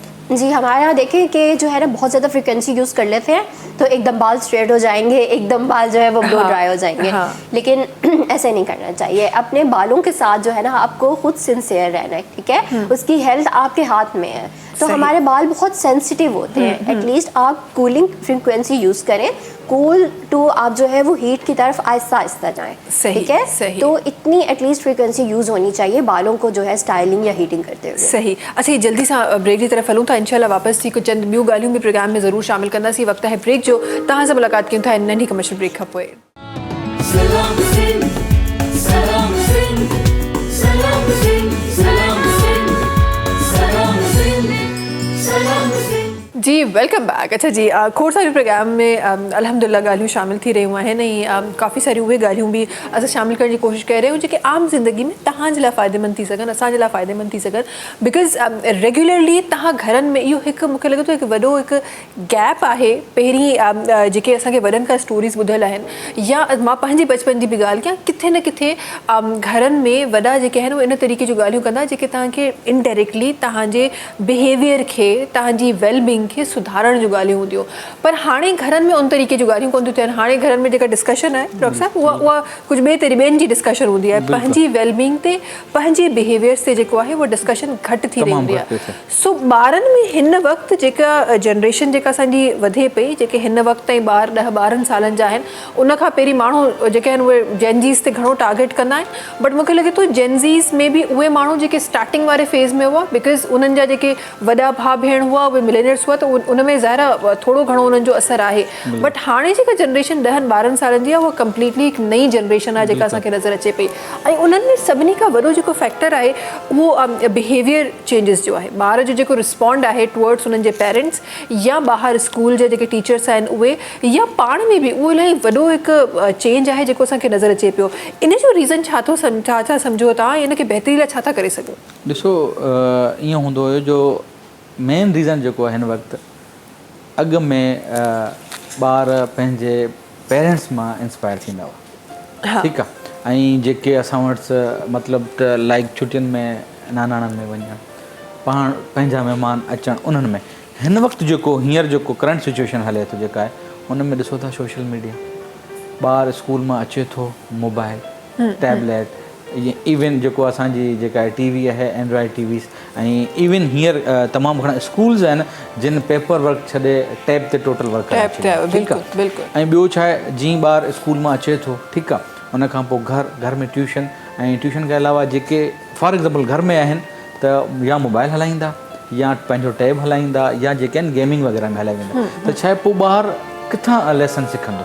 हींअर पाण ॻाल्हायूं पिया, कुझु तव्हां गॾु ॿुधायो पिया, कुझु मां ॿुधायां पिया, कुझु मैडम ॿुधाए पई, त कुझु तव्हां मूं मां सिखंदो, कुझु आउं तव्हां मां सिखंदुसि। ठीकु आहे, हाणे हिन वक़्तु जेके ॿार आहिनि, लाइक मैडम सवेरे ॻाल्हि कई त इन्फ्लुएंसर अची विया आहिनि, नंढी जेका ॻाल्हि करे छॾीनि, ठीकु आहे, त पोइ ॿार उन शइ खे कैच कंदो, ओड़ी ॻाल्हि कंदो। ठीकु आहे, हाणे फॉर एग्ज़ाम्पल नंढड़ो आहे हिकु उन यूट्यूब ते को चैनल खे सब्सक्राइब कयो वेठो या ॾिसे पियो, त उन जे माइंड में उहे ई ॻाल्हियूं हूंदियूं जेको उतां सिखे पियो। उहे ॻाल्हियूं सुठियूं आहिनि, सुठियूं सिखंदो। उहे ॻाल्हियूं फॉर एग्ज़ाम्पल बैड कैरेक्टर्स ते वञनि थियूं, या ॿियूं अहिड़ियुनि शयुनि ते वञनि थियूं जेके उन्हनि खे जेको असांजे करंट एनवायरनमेंट में, करंट सिनेरियो में उहे नथियूं अचनि। अॻु में छा हूंदो हुयो, टीवी जो इस्तेमालु तमामु घटि हूंदो हुयो, ऐं जेके आहिनि त ॻाल्हियूं ॿार वॾनि मां सिखंदा हुआ, अदब, एहतराम, स्कूल, मीन्स टोटल। हींअर असां उन वक़्त में बिल्कुलु कट ऑफ थी विया आहियूं। हींअर ॿार मदर मोबाइल पई हलाए फॉर एग्ज़ाम्पल, त ॿार जेको आहे उन वटि जेका आया रखियल आहे या केयर टेकर रखियल आहे उहो उन्हनि जे हवाले आहे, त उन्हनि जो ॾिसो तमामु घणो जेको आहे इफेक्ट पवे थो। इन करे जेको माउ ऐं पीउ जो जेको आहे न, उहो ॿारनि जे जेको आहे मथां हथु ज़रूरु हुजणु खपे। अच्छा, हीअ त उहा हक़ीक़त आहे जेका तव्हां बयानु करे रहिया आहियो, उहो ज़ाहिर असां मुआशरे में ॾिसी बि रहिया आहियूं, उन सां को इनकार न आहे, ज़ाहिर इहो ई हिन वक़्तु थी रहियो आहे। हाणे इन खे थियण खां रोकण शायद इलाही मुश्किल आहे, तमामु ऑलमोस्ट नामुमकिन आहे हिन दौर में। हा, सो ॿार जी पोइ मेंटल वेलबींग जे लाइ कहिड़ा उहे स्टेप्स खणणु खपनि जंहिंसां ॿार जेको हिन वक़्तु असांखे ॿारनि में जेके चेंजिस नज़र अची रहियूं आहिनि उहे असां कंट्रोल करे सघूं? कहिड़े हिसाब सां तव्हां बिकॉज़ मेंटली ॿार ज़रा डिस्टर्ब थी रहियो आहे। अॼु ॿार जॾहिं पंहिंजी प्रॉब्लम नथो शेयर करे सघे, ॿार डिप्रेशन में थो वञे। इन जो रीज़न मां तव्हांखे ॿुधायां त ईअं अक्सर मूं ॾिठो आहे हॉस्पिटल्स में बि ऐं पेरेंट्स, ॿारु सुबुह जो उथे थो, स्कूल जो टाइम 7:30-8 जे अराउंड आहे, ठीकु आहे। हाणे ॿारु इनिशियली स्कूल वियो, स्कूल खां जीअं अचे थो त फ़ौरन बाद अक्सर रखियल आहिनि या घर में को मदरसे वारो रखियल आहे, बाबा क़ुर पाक जी तालीम बि ज़रूरी आहे, ठीकु आहे। त 10-15 मिंट अगरि उहो टाइम विच में मिली थो वञे, अगेन ॿार खे ट्यूशन जो टाइम, ठीकु आहे। हाणे ट्यूशन तां थी थो अचे, ॿार खे टाइम मिलियो थोरो, उहो या त गेमिंग जी तरफ़ वेंदो या वेंदो मोबाइल जी तरफ़, ठीकु आहे। हाणे प्रॉपर इन वक़्त में न ॿार खे प्रॉपर डाइट बि मिले, न उनजे प्रॉपर जेका आहिनि उनजे मथां असांखे जेका सेशन्स ॾियणु खपनि, अवेयरनेस सेशन या जेके आहिनि न, ॾिसो स्कूलिंग अलॻि आहे, फिज़िकल थेरेपी हिकिड़ी अलॻि आहे जेके फॉरेन कंट्रीज़ में थिए थी। हिते असां वटि उन ते बिल्कुलु बि नथो कयो वञे, कमु नथो कयो वञे। उन खां पोइ ॾिठो, पोइ ॿार जेके आहिनि हिन वक़्तु हाइपर एक्टिव बि थियनि था तमामु घणा, चिड़चिड़ा ॿार, चिड़ाक ॿार, कावड़ वारा ॿार, ऐं कुझु ॿार जेके आहिनि ॾिसो स्कूल वेंदे वेंदे सुकून सां वेंदा, कुझु तंग कनि था। इन में छा आहे, मेन जेको आहे न पेरेंट्स जो जेको आहे उहो मेन रोल आहे। त पेरेंट्स खे खपे त पंहिंजनि ॿारनि खे 24 आवर्स में घटि 1 आवर हाफ आवर ॾियनि ऐं उन्हनि खे ॿुधाइनि त असां कहिड़े फेज़ मां गुज़री आयासीं, तव्हां कहिड़े फेज़ मां गुज़रिया। जीअं तव्हां ॿुधायो तव्हांजी सिस्टर तमामु होशियारु, ठीकु आहे, पर उन वक़्त में त हाणे उन वक़्तु तव्हांजी सिस्टर पंहिंजे ॿारनि खे या इन जेके फ्यूचर में जेके सराउंडिंग में ॿार हुननि खे पंहिंजी हिस्ट्री ॿुधाईंदी त मां 5th क्लास में हीअं हुउसि, 10th में हीअं हुउसि। हाणे उहो बिल्कुलु न आहे। हींअर छा आहे, जेको थोरो घणो टाइम मिले थो उहो असां ॾेई था छॾियूं छा के सोशल मीडिया पेरेंट। पोइ ॿार आहे उहो मेंटली पोइ डिस्टर्ब थिए थो ऐं पोइ छा आहे, असां न ॿारनि जी डाइट था ॾिसूं, न उन्हनि खे अवेयरनेस सेशन था ॾियूं। सिर्फ़ु किथे असां महदूद आहियूं, स्कूल, मदरसो, ट्यूशन, हा सही, ठीकु आहे। एक्स्ट्रा करिकुलम एक्टिविटीज़ कुझु स्कूल्स अहिड़ा आहिनि जेके वीकली बेसिस ते, मंथली बेसिस ते कराइनि था। न त असांजा जेके गवर्नमेंट जा स्कूल्स आहिनि, फ्रॉम 8 to 1 या 1:30 पढ़ाई, नो एनी एक्स्ट्रा करिकुलम एक्टिविटीज़। पोइ ॿार छा आहे मेंटली तमामु घणो जेको आहे उहो डिस्टर्ब थिए थो। अच्छा, इन सां गॾोगॾु थोरो सो मां तव्हांजी इन ॻाल्हि खे थोरो सो मां ॿारनि जी जेका हेल्थ आहे उन सां रिलेट बि करणु चाहियां थी। न सिर्फ़ु मेंटल हेल्थ, फिज़िकल जेका हेल्थ आहे उन जे लाइ बि एक्टिविटीज़ इलाही ज़रूरी आहिनि। हाणे अॼुकल्ह असां ॾिठो आहे, चाहे उहे ॿार हुजनि या वॾनि जी बि ॻाल्हि कयो, त असां वटि जेको ॿारनि जी थकावट आहे या वॾनि जी थकावट आहे, ॿार थकिजी ॾाढो जल्दी थो पए, वॾो हा ओवर फटीक थी था वञनि। ऐं उन सां गॾोगॾु जेके जॉइंट्स में पेन आहिनि उहे ॾाढो कॉमन थी वियो आहे। ॿार अगरि कंहिं स्पोर्ट्स एक्टिविटी में वञे बि थो त केॾीमहिल को पेर मुड़ियल आहे, त केॾीमहिल को गोॾे में सूरु आहे, केॾीमहिल को हिते सूरु आहे। मूंखे यादि कोन्हे त बचपन में असां कॾहिं का कंप्लेन कई हुजे त असांजे शोल्डर्स में पेन थी रहियो आहे। अॼुकल्ह ॿार बैग्स खणण ते चवनि था असांजे शोल्डर्स में पेन थी थो वञे। सो छा असांजी बोन वीक थी वई आहे, छा थियो आहे? न, बोन ॾिसो बिल्कुलु वीक न आहे।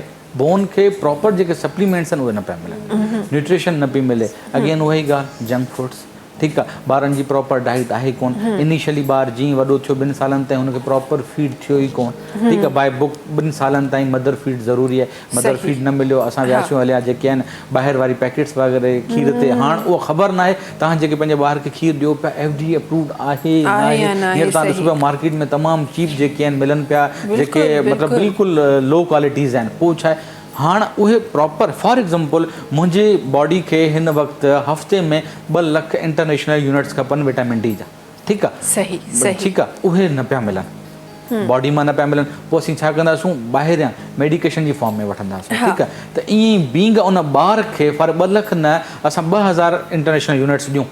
2000 इंटरनेशनल यूनिट्स लाइ असां ॿार खे चऊं खीर पी, चवंदो न मूंखे जंक फूड खपे, पिज़्ज़ा खपे, फ्राइज़ खपनि। अक्सर ॿार हींअर फ्राइज़ ते हिरियल आहिनि, ठीकु आहे। त हाणे प्रॉपर शइ मिली कान। पोइ मथां वरी स्कूल जा बैग, घर फॉर एग्ज़ाम्पल फ्लैट में आहे, 2nd फ्लोर ते 3rd फ्लोर ते ॿारनि जो हलणु करणु या उते। पोइ जीअं शाम थिए थी या ॿिनि पहरनि जे टाइम ते ॿारु फटीक में वञे थो, मूंखे गोॾनि में सूरु आहे, मूंखे हथ में सूरु आहे, अम्मी मथे में सूरु आहे, अम्मी थकी पियसि। छाजे करे? खीर न आहे, विटामिन D जी डेफिशिएंसी आहे, कैल्शियम सप्लीमेंट्स असां बिल्कुलु नथा ॾियूं ॿारनि खे। इन लाइ ज़रूरी आहे हर माउ खे, जेके ॿार स्कूल वञनि था उन्हनि खे कैल्शियम सप्लीमेंट जेके आहिनि, विटामिन D जा सप्लीमेंट ॿाहिरि मिलनि था, सुठा FDA अप्रूव्ड, अगेन चवंदासूं उहे शयूं जेके FDA खां अप्रूव हुजनि उहे तव्हां वठो, जेके अप्रूव न आहिनि उन्हनि शयुनि ॾे तव्हां बिल्कुलु न सही। वञो। प्लस हिकिड़ो कॉज़ मूंखे डॉक्टर साहब इहो बि नज़र अचे थो त असां ॾाढो कॉमनली इवन मूं पंहिंजी सराउंडिंग में ई कुझु एंड वेल एजुकेटेड माण्हू इन में मां मतिलबु को ईअं न पई चवां त को अहिड़ो घराणो जेको शायदि सही पढ़ियल न हुजे, वेल एजुकेटेड घराणो, उन्हनि में मां इहो ॾिठो आहे हिते डेली जेका कंज़प्शन आहे ॿारनि जे, असां नाश्तनि में पहिरीं पराठनि जो ऐं डिफरेंट कॉन्सेप्ट हूंदो, हाणे असां पराठनि खे जेको आहे उहो बुरो करार ॾेई छॾियो आहे। हाणे असां उहो घर जी मानी नथा खायूं, बट पैकेट फूड मां असां जंक कढी ऐं उनखे फ्राई करे ॿारनि खे लंच में ॾियूं पिया।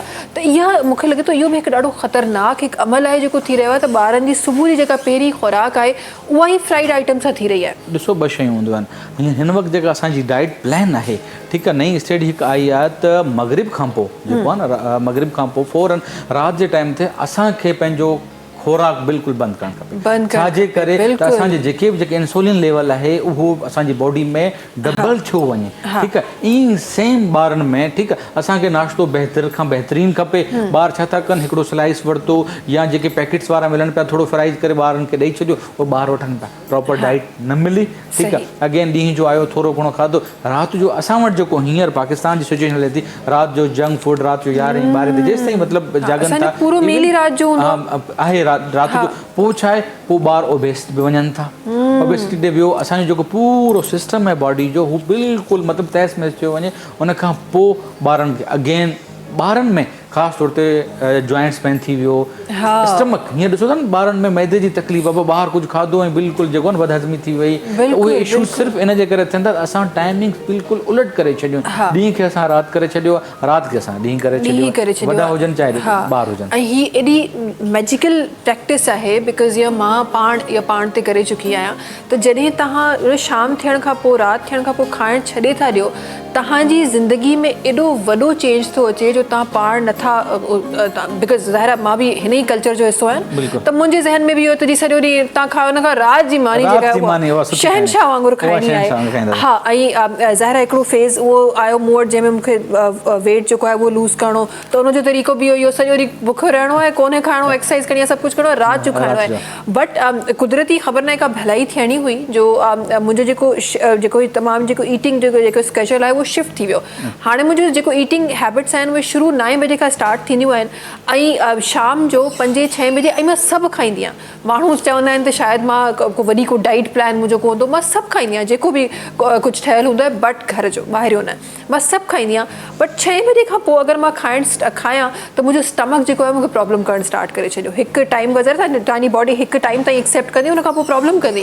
सो मूंसां बि इहो ई थियो। वंस जॾहिं मूं उहो राति जो खाइणु छॾियो आहे, तव्हां यकीन कोन कंदो, तव्हां सुबुह जो उथो, तव्हांजी जेको स्लीप जेका आहे उहा तव्हांजी साउंड स्लीप हूंदी, बिकॉज़ राति जो तव्हांजी बॉडी तव्हांजे जेको डाइजेशन जो कमु न पई करे, बिल्कुलु। ऐं उन खां अलावा सुबुह जो जॾहिं तव्हां उथो था, तव्हां फ्रेश था उथो, बिकॉज़ जे कंहिं बि शइ जी तव्हां शुरूआति कंदा आहियो त ख़ाली हूंदो त पोइ तव्हां कंदो, ऑलरेडी तव्हांखे कुझु खाधलु हूंदो जेको डाइजेस्ट ई कोन थियो हूंदो, उनजे मथां तव्हां ॿियो मील ॾींदो पंहिंजी बॉडी खे, त ज़ाहिर उहो उन तरीक़े सां न कंदी। त इहे नंढा नंढा चेंजिस तव्हांजी ज़िंदगी में, लाइफ जी जेका असां मॉडिफिकेशन नयो टर्म आहे, त तव्हां उहो करे पंहिंजी ज़िंदगी खे इलाही बहितर ठाहे सघो था। उहा प्रैक्टिस अप्लाई कयो त तव्हां हींअर सुकून महसूस पाण कयो। अल्हम्दुलिल्लाह, बिल्कुलु। ऐं इहो हिकु वॾो चेंज आहे। प्लस जेको असांजो शुगर जो इंटेक आहे, असां जंक फूड ते त ॻाल्हायूं था, बट शुगर जे इंटेक ते असां इलाही घटि फोकस कंदा आहियूं। जॾहिं बि ॿारनि जी ॻाल्हि ईंदी आहे, असां चॉकलेट्स, मिठो सभु ॿारनि खे ॾेई रहिया हूंदा आहियूं। सो शुगर जो इंटेक में मूंखे लॻे थो हींअर इलाही ज़रूरत आहे उनखे कट डाउन करणु। बिल्कुलु, तमामु घणो। ऐं अगरि असां बचपन खां ई कयूं, जॾहिं तव्हां वॾा थी कयो था ऐं तव्हांखे एतिरो चेंज नज़र अचे थो, त सोचो जॾहिं तव्हां बचपन में कंदो त केतिरो वॾो चेंज ईंदी ॿार जी। बिल्कुलु ईअं ई आहे। अच्छा जी, ही छो त असां इंटेक जी ॻाल्हि कह रहिया आहियूं, असां उन्हनि खाधनि पीतनि जी ॻाल्हि कह रहिया आहियूं जेको अॼुकल्ह असांखे मुआशरे में नज़र अची रहिया आहे। अॼुकल्ह असांजे कल्चर जो हिस्सो थी वियो आहे, उहो असां खाई ही रहिया आहियूं।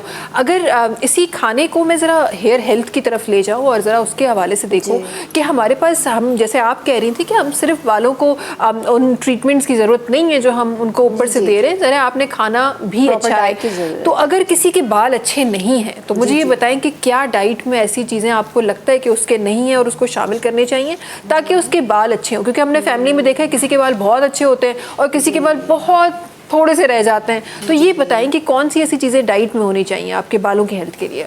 जी सप्लीमेंट्स में जाने से पहले आपको ज़रूरी है आप अपनी डाइट में ओमेगा 3 आपको फ़िश, लीफी वेजिटेबल्स, अंडे, ये सब चीज़ों से मिल जाता है, ठीक है। उसके बाद आप जो है विटामिन डी, विटामिन बी ज़रूरी होना चाहिए आपकी बॉडी में, ठीक है। प्रोटीन्स होने चाहिए, फैट्स, हर चीज़ ज़रूरी है बालों के लिए, जो भी चीज़ नेचुरल है उसमें ब्रोकली आ जाती है, लीफी वेजिटेबल्स में कुकम्बर है, वॉलनट्स हैं जो कि हमारे ड्राई फ्रूट्स हैं, ये सब जो है वो हमारे बालों को प्रोटीन देते हैं। तो ये सब चीज़ें जो है आपकी डाइट में होनी चाहिए। सही। और प्लस हमारे जो प्रोटीन ट्रीटमेंट्स हो रहे हैं उसके हवाले से क्या फरमाएंगे आप? देखिए प्रोटीन ट्रीटमेंट तब होता है जब आपके बालों में बेसिक न्यूट्रिएंट की कमी होती है, ठीक है। जब आप बालों को बेसिक, तो हमारे पास तो रेगुलर अब मुझे लगता है सबको कमी हो गई है। जी अब तो हमारे पास ये रेगुलर हो हमारे गया है। सैलून्स में आगे कि आप ट्रीटमेंट करवा लें, प्रोटीन ट्रीटमेंट करवा लें। सही सही है, देखिए सही है। प्रोटीन ट्रीटमेंट एटलीस्ट आपको मंथ में सिर्फ एक बार करवाना चाहिए, ठीक है। सही, जी सही। अगर आप ज़्यादा करवाएंगे तो आपके हेयर फॉलिंग का इशू आ जाएगा। हमारे बाल भी, मैंने आपको एक प्लांट की मिसाल दी थी, हमारे बाल भी जो है उसको आप एक हद तक पानी दे सकते हैं, उसके बाद पानी बाहर आना शुरू हो जाता है, ठीक है। ऐसे अगर ही। हम अपने बालों को भी हद से ज़्यादा न्यूट्रिशन देंगे तो हमारे बालों का हेयर फॉल शुरू हो जाएगा। सही। तो ज़रूरी है कि आप अगर कुछ अच्छा भी कर रहे हैं तो वो जी। एक लिमिट उसकी भी लिमिट है। हाँ, जी, उसकी लिमिट भी तक किया जाए। अच्छा, ये एक मिथ जो हम बचपन से सुनते थे कि हर महीने बाल ज़रा से कटवा लो, बाल अच्छे बढ़ेंगे।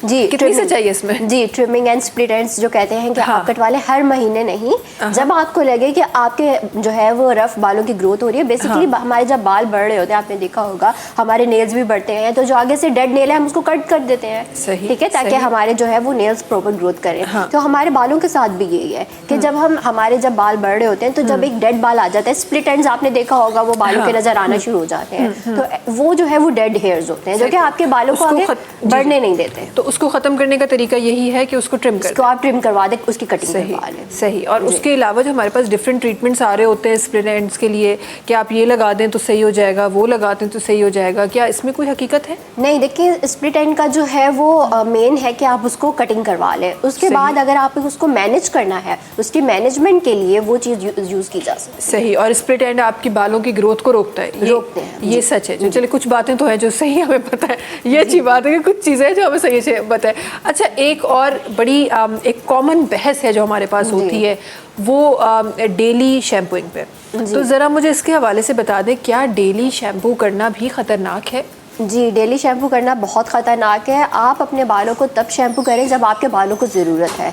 जब आप देख रहे हैं कि ठीक है अब मेरे बाल बहुत ज़्यादा ग्रीसी हो गए हैं, ऑयली हो गए हैं, क्लीन नहीं है, तो अब मैं अपने बालों को शैम्पू कर दूँगा। और किसी के डेली ग्रीसी होते हो तो जी, उसको तो फिर रोज़ाना शैम्पू की ज़रूरत है, लेकिन उसके बाद कंडीशनर बहुत ज़रूरी है। सही सही। चलें, कोई तो अच्छी चीज़ हम हो रहे हैं। मेरी हमेशा हमारे जो हेयर एक्सपर्ट्स हैं उनसे हमेशा बहस रहती है, और ना सिर्फ हेयर एक्सपर्ट्स, कुछ लोग वैसे ही हेयर एक्सपर्ट बन जाते हैं ना आपके एक्सपीरियंस वाले हैं। तो वो मेरी बचपन से आदत है डेली शैम्पूइंग की। मुझे ऐसा लगता है कि अगर मैं एक दिन नहीं करती तो मेरे बालों में बहुत ज़्यादा ऑयल आ जाती है, which is a good thing. मेरी स्किन थोड़ी सी ऑयली है, तो अब तो बड़ी रिसर्च कहती है कि जिनकी स्किन ऑयली है वो ज़्यादा एक अच्छा एक इम्पैक्ट है आपके लिए। जैसे जैसे आपकी एज बढ़ती जा रही है तो बड़ी एज में आपकी ऑयली स्किन बड़ी काम आती है आपके। तो अब मुझे ऐसा लगता है कि डेली शैम्पू करना मेरे लिए बड़ा ज़रूरी है, लेकिन यही चीज़ अगर कोई और करता है तो ज़ाहिर है उसके बाल ख़राब हो रहे होते हैं। तो ये भी बड़ा इम्पॉर्टेंट है लोगों को बताना कि जो हम बता रहे हैं वो हर चीज़ हर इंडिविजुअल के लिए नहीं है। ये वेरी करता है आपकी स्किन टाइप पे, आपके हेयर टाइप पे। जो चीज़ मुझे सूट कर रही है ज़रूरी नहीं है कि वो चीज़ आपको भी सूट करे। तो अब मुझे ये ज़रा ये बताएं कि हम जब ज़ाहिर है बालों के बहुत सारे इश्यूज़ होते हैं, अब हेल्थ के इश्यूज़ होते हैं, हम डॉक्टर के पास जाते हैं, हड्डियों के इशूज़ हैं, हम ऑर्थो के पास जा रहे हैं, चाइल्ड स्पेशलिस्ट के पास जा रहे हैं। जब बालों का इशू आता है तो बालों का कौन सा सही डॉक्टर हमें सही गाइड करने वाला, सही स्पेशलिस्ट हमें कहाँ हमारे व्यूअर्स के लिए कि वो कहाँ जाएं और कहाँ से पता करें कि उनके बालों को किसकी नीड है? जी बिल्कुल, आपने बहुत अच्छा क्वेश्चन किया है। देखिए हमारे यहाँ पर ये भी नहीं पता है कि कौन सा अच्छा हेयर एक्सपर्ट है। आजकल एस्थेटिक जो है वो गली में आ गए हैं, उन्होंने अपनी जो है कंपनीज खोल ली हैं।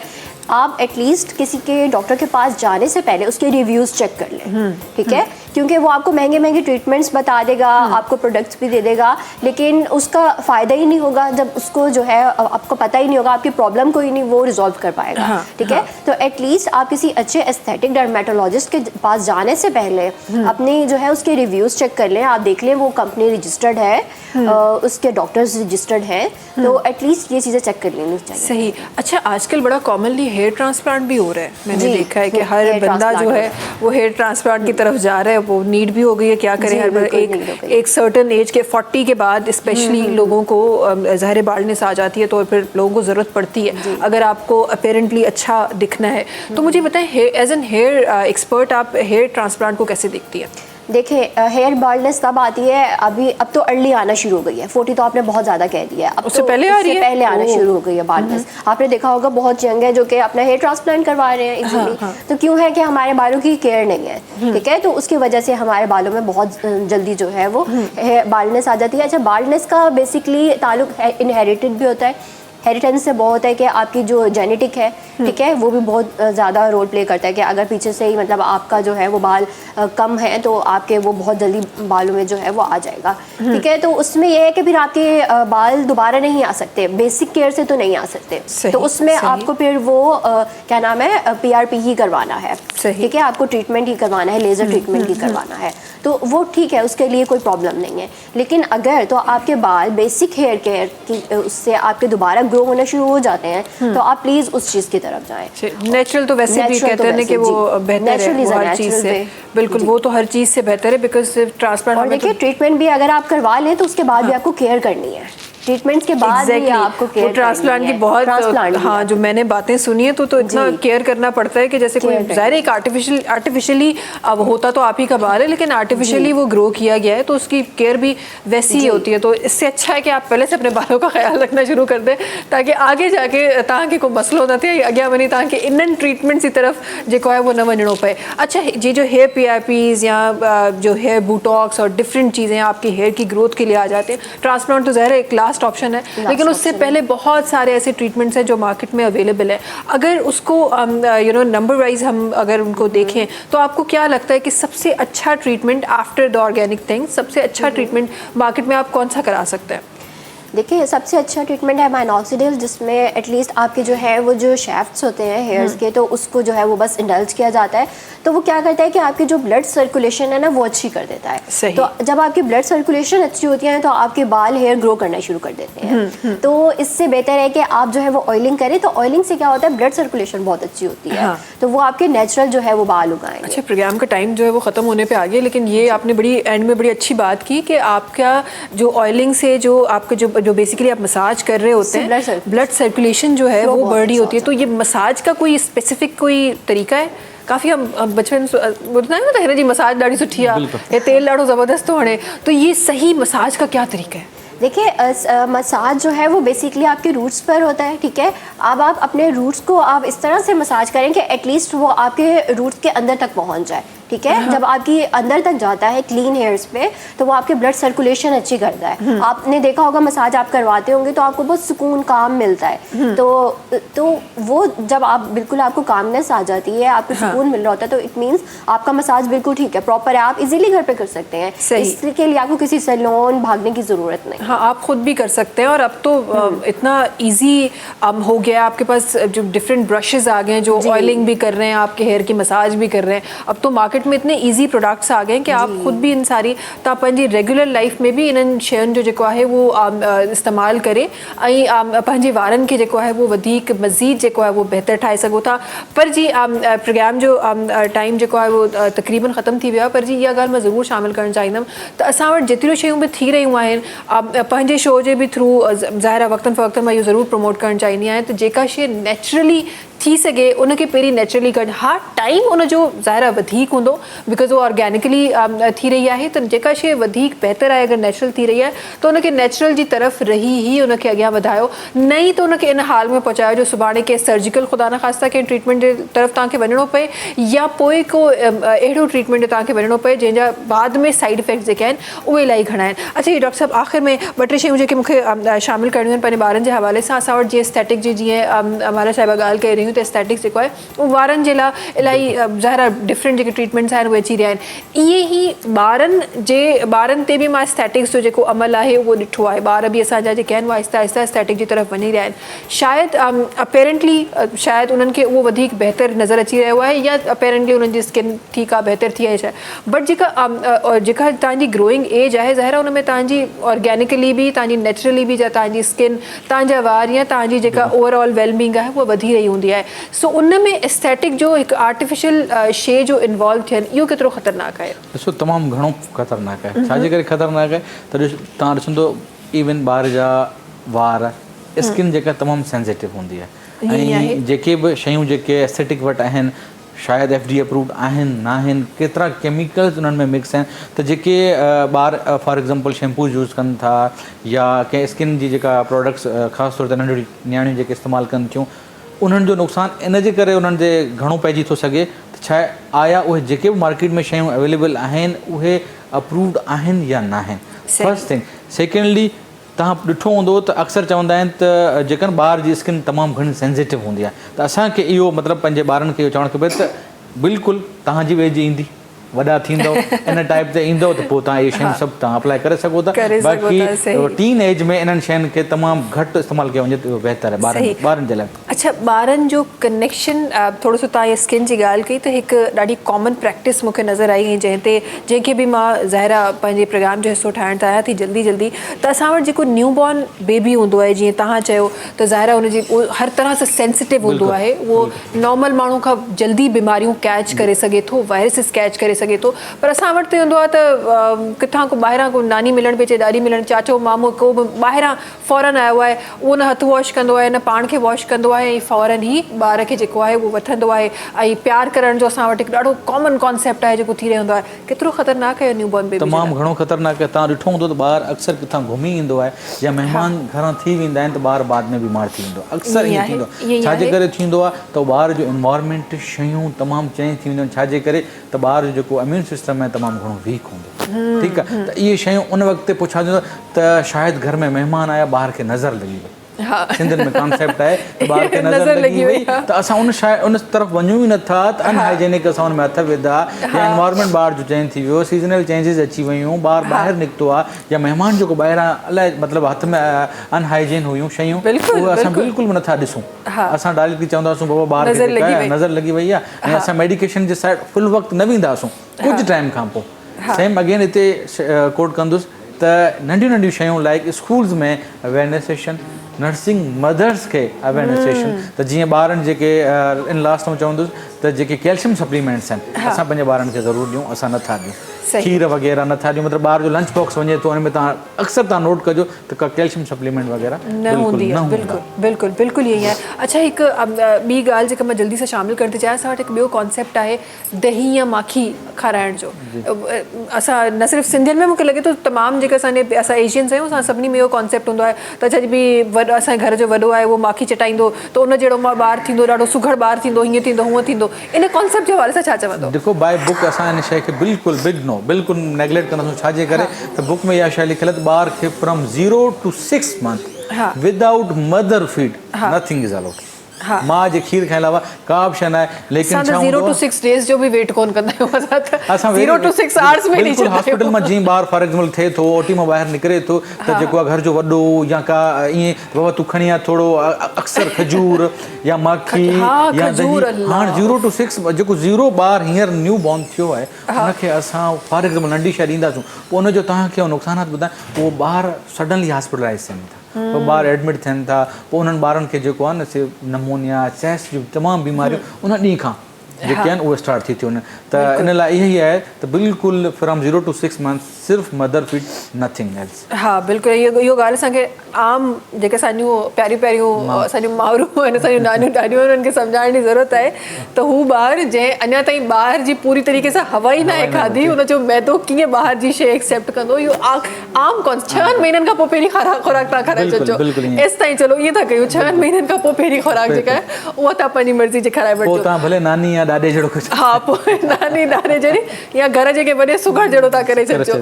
ख़ैर जी प्रोग्राम जो टाइम जेको आहे उहो ख़तमु थी वियो आहे। थैंक यू सो मच असांजे ॿिन्ही मेहमाननि जो अॼोके प्रोग्राम में शामिल थियण जे लाइ, प्यारी प्यारी बातें हमारी ख़वातीन के लिए करने के लिए।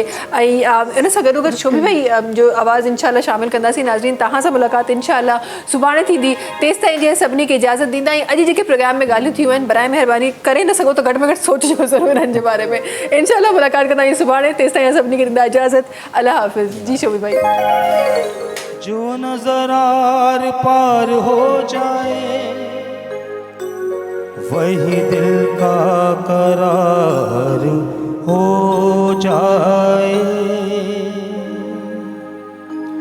अपनी जुल्फों का डाल दो साया,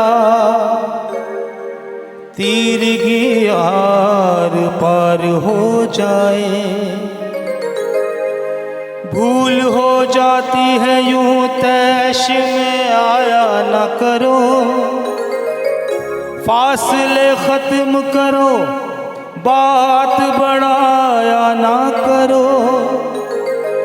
ये निगाहें, ये इशारे, ये अदाएं तौबा, इन शराबों को सरेआम लुटाया ना करो।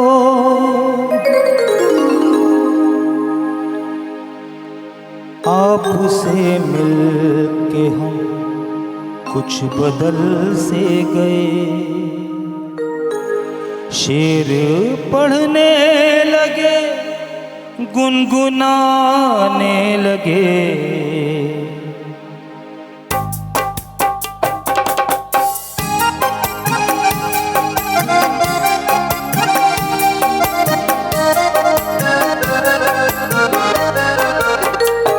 आपसे मिल के हम कुछ बदल से गए, आपसे मिल के हम कुछ बदल से गए। शेर पढ़ने लगे, गुनगुनाने लगे। पहले मशहूर अपनी संजीदगी, पहले मशहूर थी अपनी संजीदगी। अब तो जब देखिए मुस्कुराने लगे। आपसे मिल के हम कुछ बदल से गए।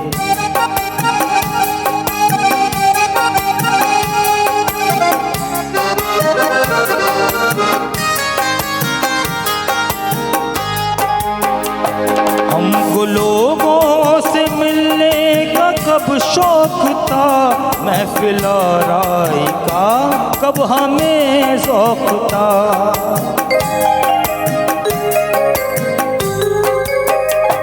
हमको लोगों से मिलने का कब शौक था, महफिल और राय का कब हमें शौक था। आपके वास्ते हमने ये भी किया, आपके वास्ते हमने ये भी किया। मिलने जुलने लगे, आने जाने लगे। आपसे मिल के हम कुछ बदल से गए।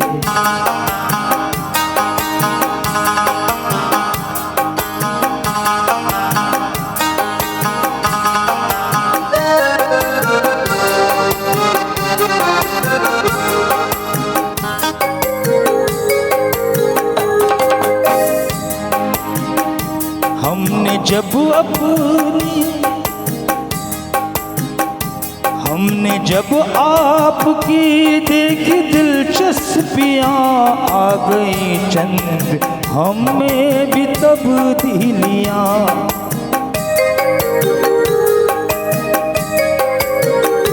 हमने जब आपकी देखी दिलचस्पियाँ आ गई चंद, हमें भी तब्दीलियाँ। एक मुसव्विर से भी हो गई दोस्ती, एक मुसव्विर से भी हो गई दोस्ती। और गज़लें भी सुनाने लगे। आपसे मिल के हम कुछ बदल से गए।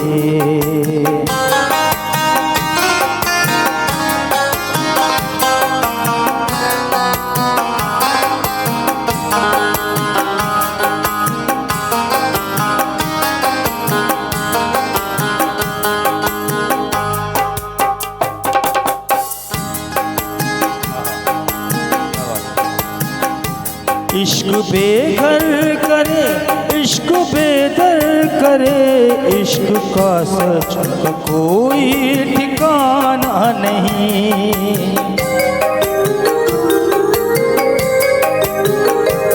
इश्क बेघर करे, इश्क बेदर करे।